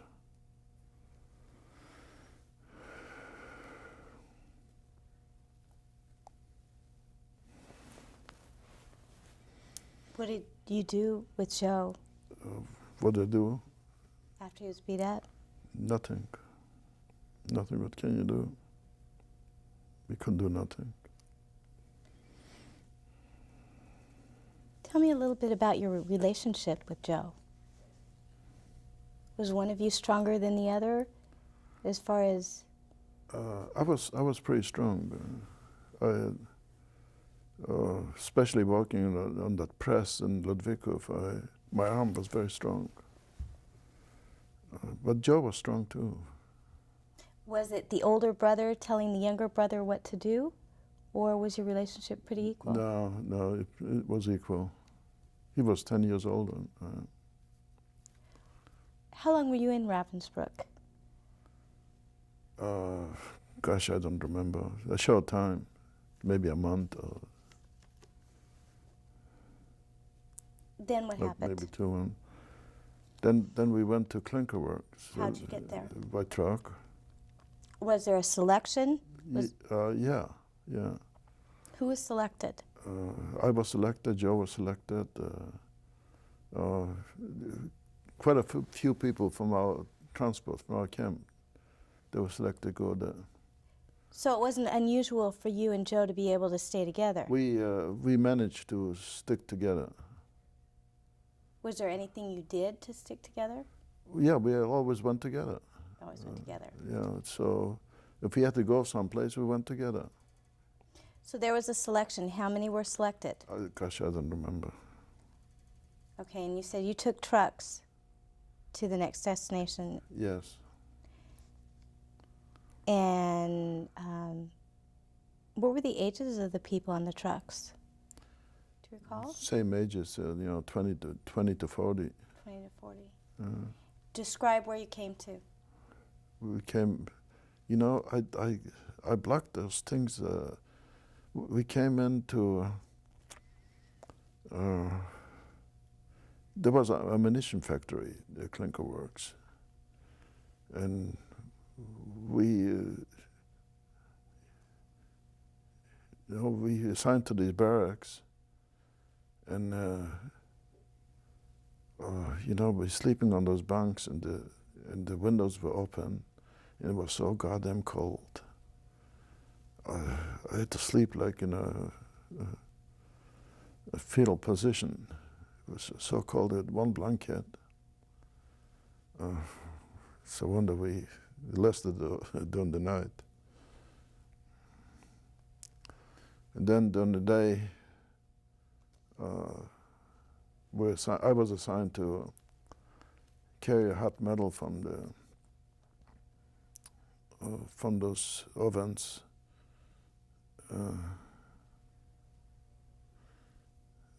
to the people that made the forms for bombs and grenades, and so I was carrying the hot metal.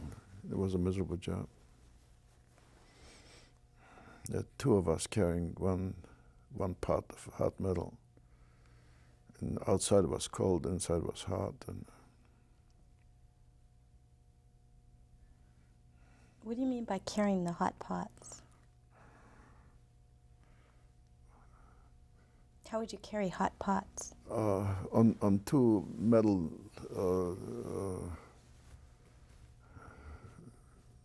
beams. I don't know, explain it. Metal rods. And there's two of us. It was the pot was this big, and this deep, full of hot metal. It was pretty heavy, and those rods were pretty long, about maybe 10 feet long or more. And one on each end was carrying it. And we walked over to the people, and they made the forms and poured it in, then went back for more. It was a job. I tried to sneak away for breaks, and this one copper was a miserable son of a bitch, and I think he had it in for me. He wouldn't let me take a break. What would he do? Well, he pulled me back and said, go to work. One time it was so bad, I thought I'm going to collapse there. So I took a break and hit my hand. So I had to go to the medic, and he put a bandage on it. So maybe I can get a day off. But it didn't help. I went back the next day, I tore the bandage down, and he just threw me out. It's a good thing this job didn't last too long. Let me ask you a few more questions about Klinkerworks. Was there a city or town I don't know. you passed through? I don't know. Didn't pay no attention to it. But this was a pretty big plant. How many people worked in the plant, approximately? A lot of people. Hundreds, thousands? Hundreds. Hundreds. Were there any civilians working in? Yes. Mm-hmm. Were they treated any differently? Oh, but of course. They were getting paid. That was their job. Did anyone ever try to help you? No. No. What was Joe's job there? I don't remember. Outside of the brick, did you try and get another job while there? Yeah, but he wouldn't let me, the copper, he wouldn't let me to get another job. Did anyone ever try and sabotage what was going on there? Yeah, with what? With the hands? Were there any escape attempts from that camp? No. No. No, there was no escape for us. We couldn't go no place. Was there We were prisoners in prisoner uniforms, shaven heads and striped suits, and we couldn't go no place. What was the next incident in that camp?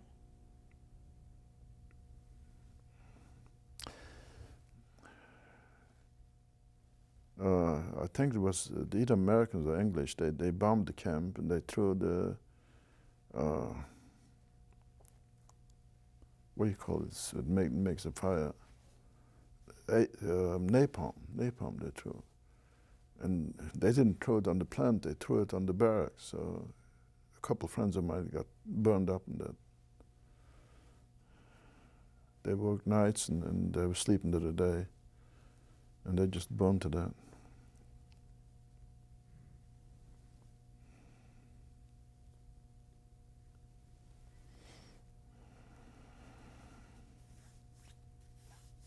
Where were you?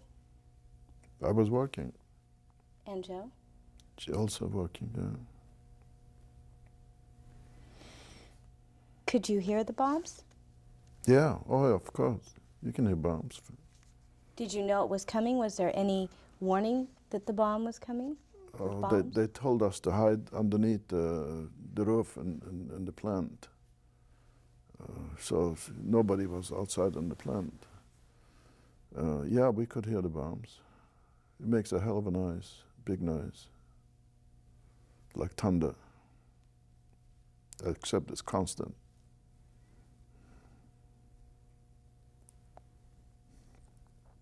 Now you said the bombs hit the barracks.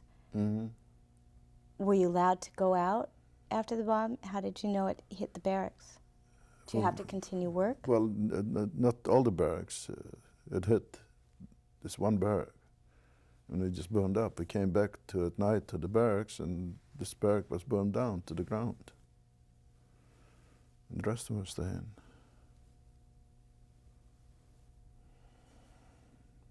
Do you recall any of your friends' names that died there?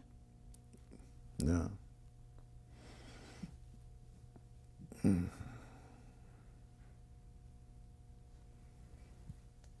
After the bombing, what happened next? Well, we kept on working. There was no bombing on this plant anymore. While we were there was no bombing anymore. How long were you in this camp? Maybe a month. What happened after that? What was the next incident? Well, I don't recall anymore. Just kept on working, suffering. What was your physical condition at this time? Deteriorating. I was maybe 100 pounds at that time. It was skin and bones. I couldn't last much longer. Did you think you would survive?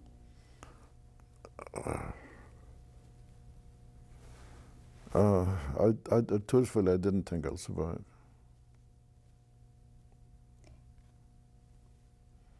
What happened next? Well, after this clunker, they took us back to Sachsenhausen. How did you go back? By truck. Did everybody? Everybody. Everybody left there? Mm. How long were you on those trucks? Maybe a couple hours. And what happened next? Next, we just sitting there. Just sitting in the camp? Mm-hmm. No jobs, no work, just sitting there. What did the guards do? We didn't see any guards. The guards were outside. This was a big camp. So we could walk around from barrack to barrack. Did you find any food? No. No, they did feed us a couple times a day. Very little. There was an air raid in Sachsenhausen at that time, and I wasn't in my barrack, I was in another barrack, and the noise was so loud, I was sure that barrack's gonna get hit and be the end of it. But it didn't, it hit the barrack next to where I was. So I survived that air raid. After the air raid, they called us all out and standing attention and watching 3 people getting hanged because they were stealing some bread during the air raid. They were stealing bread during the air raid? During the air raid, yeah. So 3 people.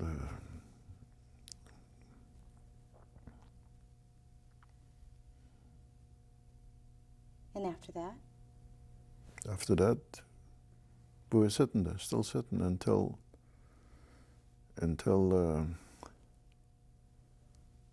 end of April.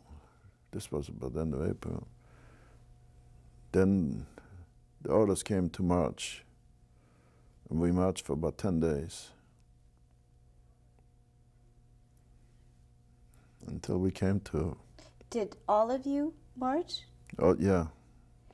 Were you given any instructions? No instructions, yeah. We were given a loaf of bread, and that should last for 10 days. Mm. So you marched in what type of formation? There was different groups. My group was about maybe 100 or 150 people in my group. And we marched 8 abreast, or 6 or something like that. And we stopped in the barns every night. And during the day we marched, kept marching. I don't know, we marched about maybe 6, 8 miles a day. 6 miles a day. We didn't walk too fast. Did you see any civilians along the way? Oh, yeah. How did they respond to the prisoners? They didn't even look. It's a natural thing at that time in Germany. What happened to the people who couldn't keep up?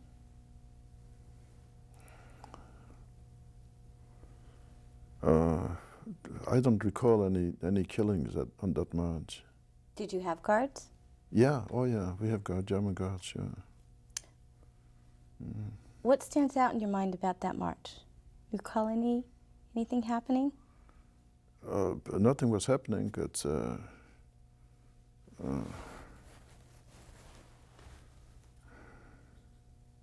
So were the guards treating the prisoners any differently than they had before? Well, I don't recall any killings or beatings on that march. There was different nationalities on that group, and there were the Russians and Poles and French, and in fact I recall there were only 3 Jews, Joe and I and another friend on that group.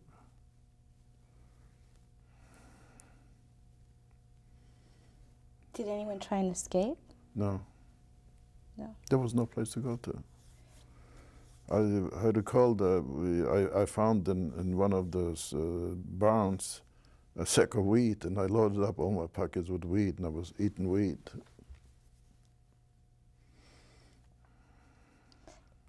What happened next?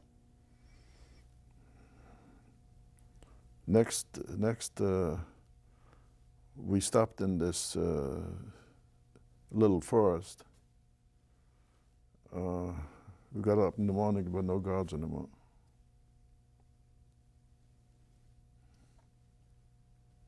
So basically, it was just a march, and were the guards nice to you?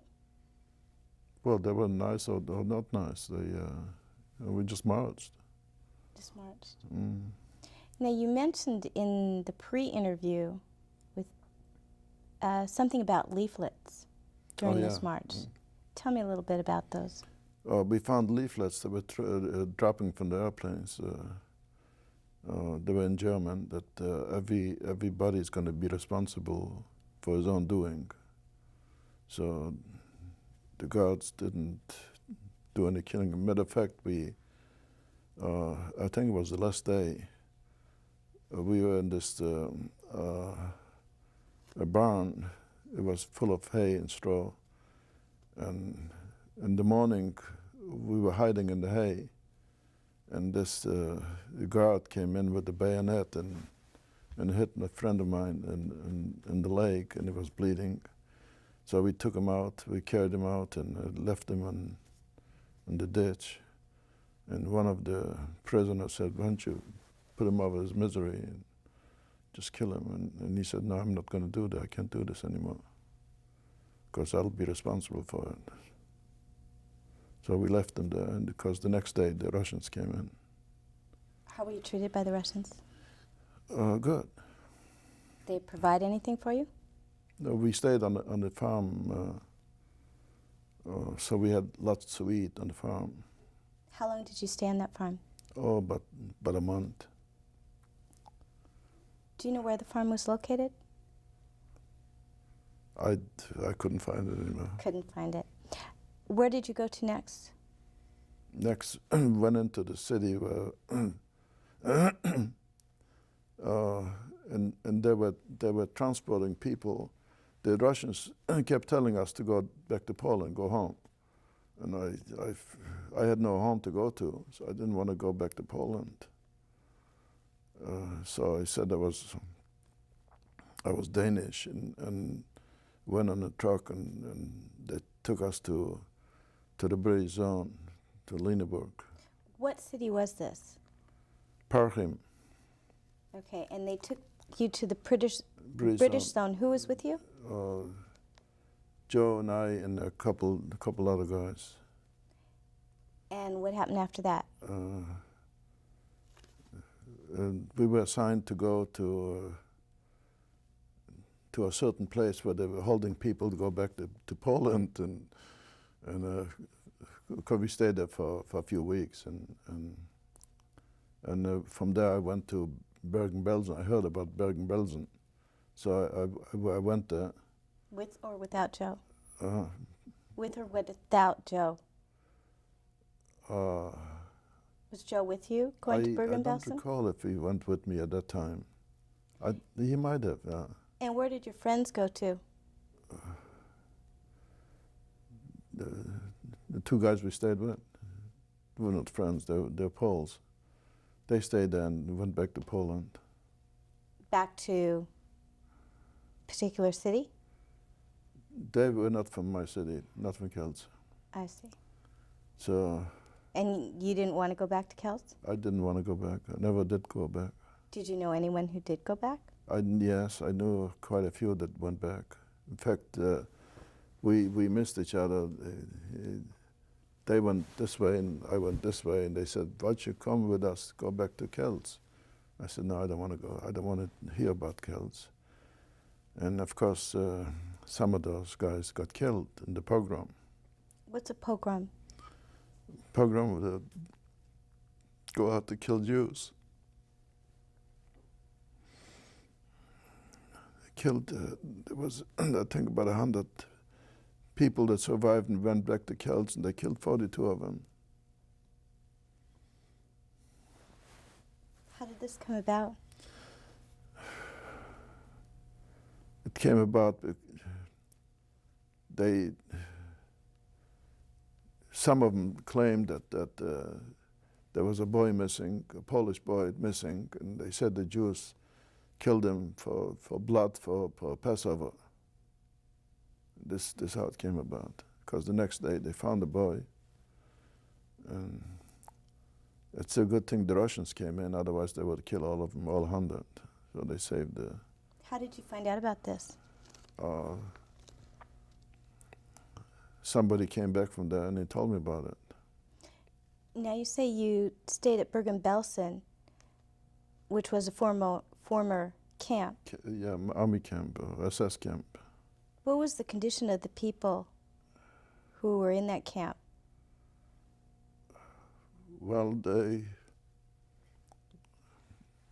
all pretty bad. Every one of them pretty bad. But they're starting to get better because they were feeding them pretty good. What does pretty bad mean? Pretty bad, they look like the skeletons. Every one of them looked like skeletons.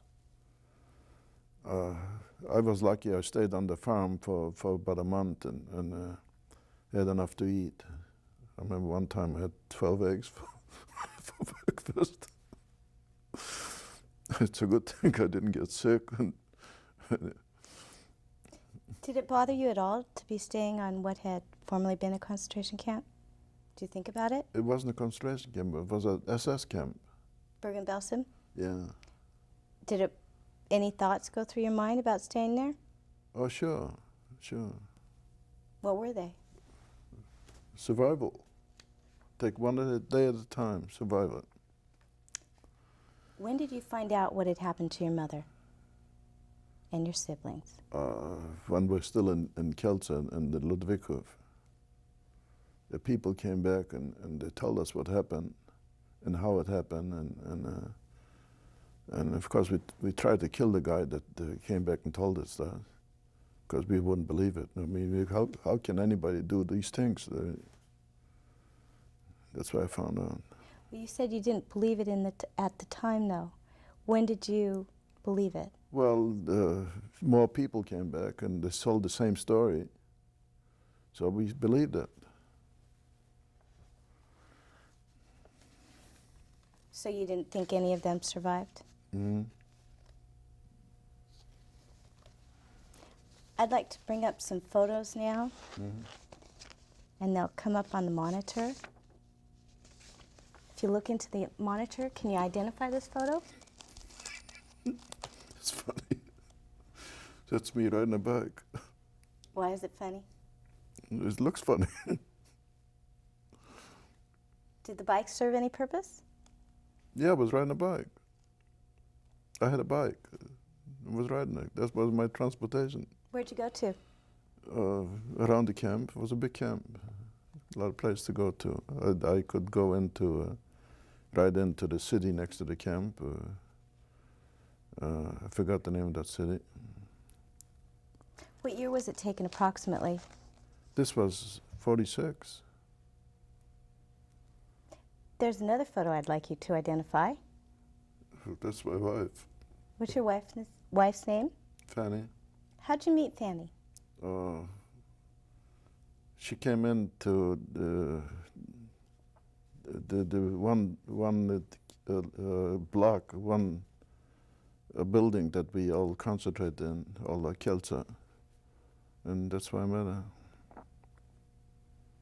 Was it instant love? Instant love, no. No, it wasn't instant love. What happened? I had, well, I was going with another girl at the time. So I switched. I didn't want to fight, so I switched. What was Fanny's maiden name? Tabachkevich. Where did you get married and the year? Actually, we got married in Munich. What year? What was the date? 46. What was the date? February 2nd, 1946. 1946. Why Munich? She had some relatives there. Did you and your wife at the time talk about your experiences? Mm-hmm, sure. That's all we had to talk about. There was nothing else to talk about. So we all shared, every time we got together, we shared our experiences.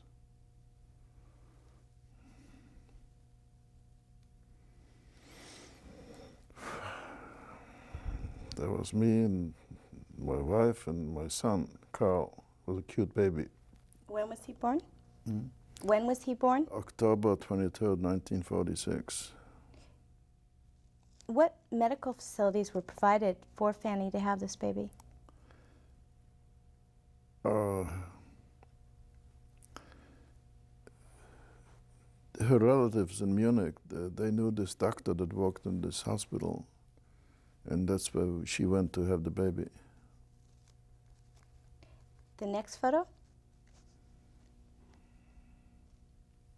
That's my sister, Sala. Where and when did you meet up with Sala? She happened to go to Sweden with a transport with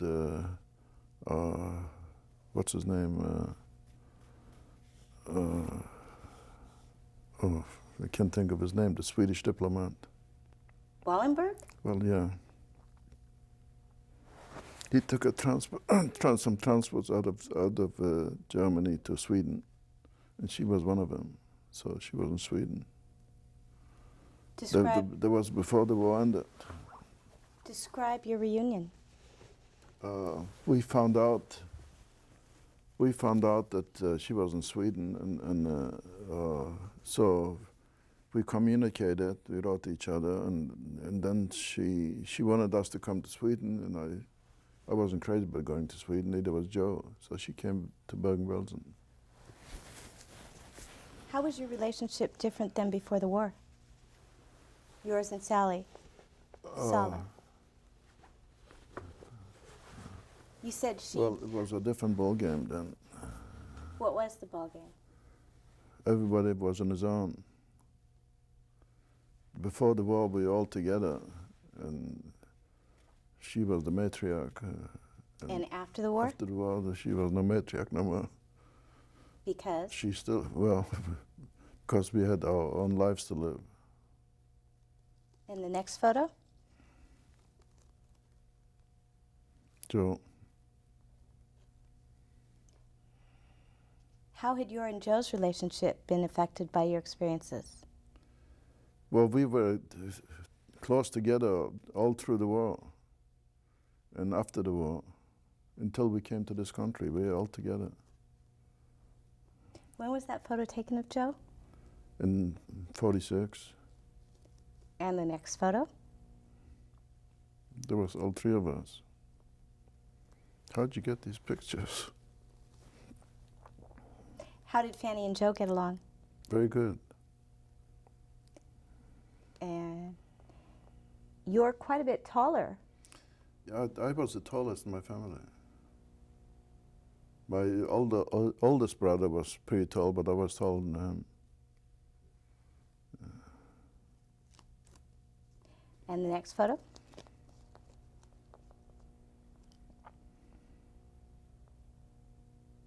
They lost it.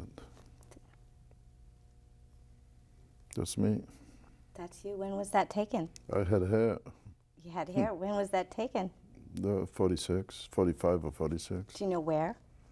And I believe that was in Bergen-Belsen. Mr. Wald, throughout your experience in the ghettos and camps, what kept you going? What enabled you to survive?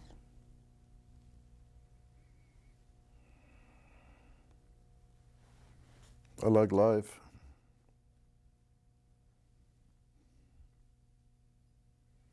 Yeah, didn't want to give in to... How was your personality affected by your experiences? Think about the child you were before and the person you had become. What was the difference? Well, the difference was when I was a child, I was taken care of. After the war, I was like a brand new baby, 20 years old. To go out to make a living good on my own, like a brand new baby. Next photo.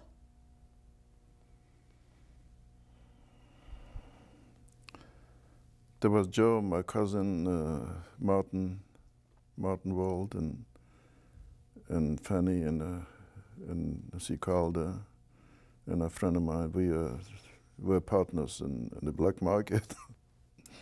What do you mean by black market?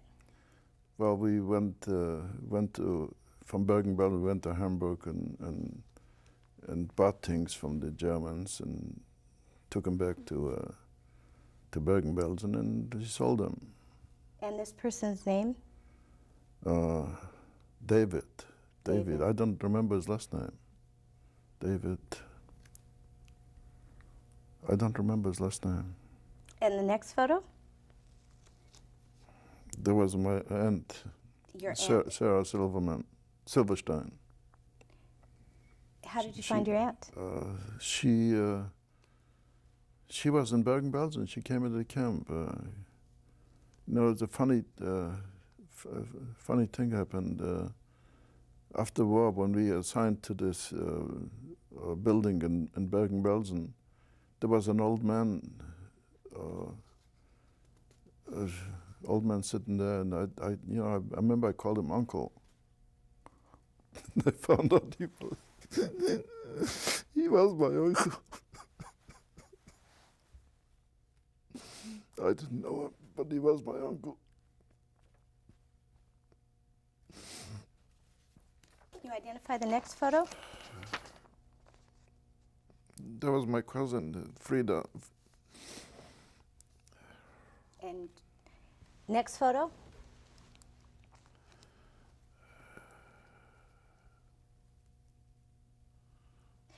When did you arrive in Seattle, Washington? In 1950, February 1950. What was your primary occupation in Seattle? I was an upholsterer.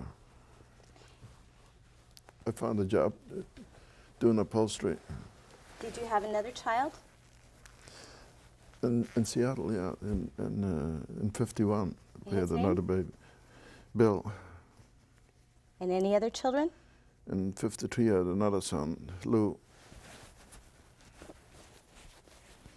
We're waiting for some more photos. Can you please identify these photos? Just tell me who they are. Me, Carl, and Fanny. Where are you at? Must have been on a train, or I don't recall a train. We came by plane to Seattle from New York. Next photo. It was me and Fanny. Taken in. This was taken in Seattle. Next photo. There was Bill. Next photo.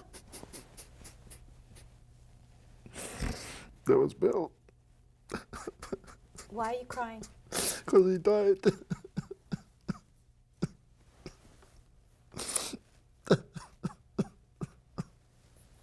Wait. One more photo.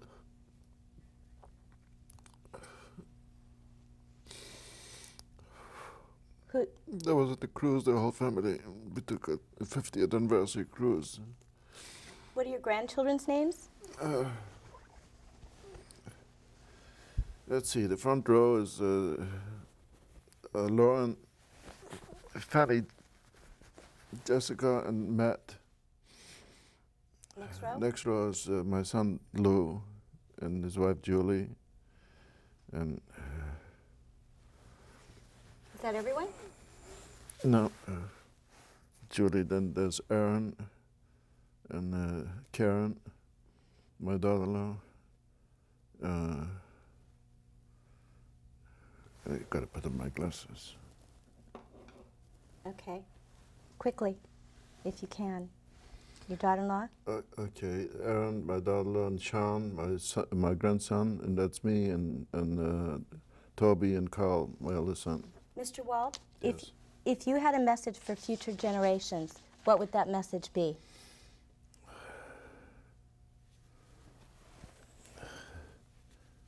I don't want them to forget what the Germans did to us. I want them to be proud of their heritage and stand up to the bullies, the anti-Semites. That's my message. Thank you. You're welcome.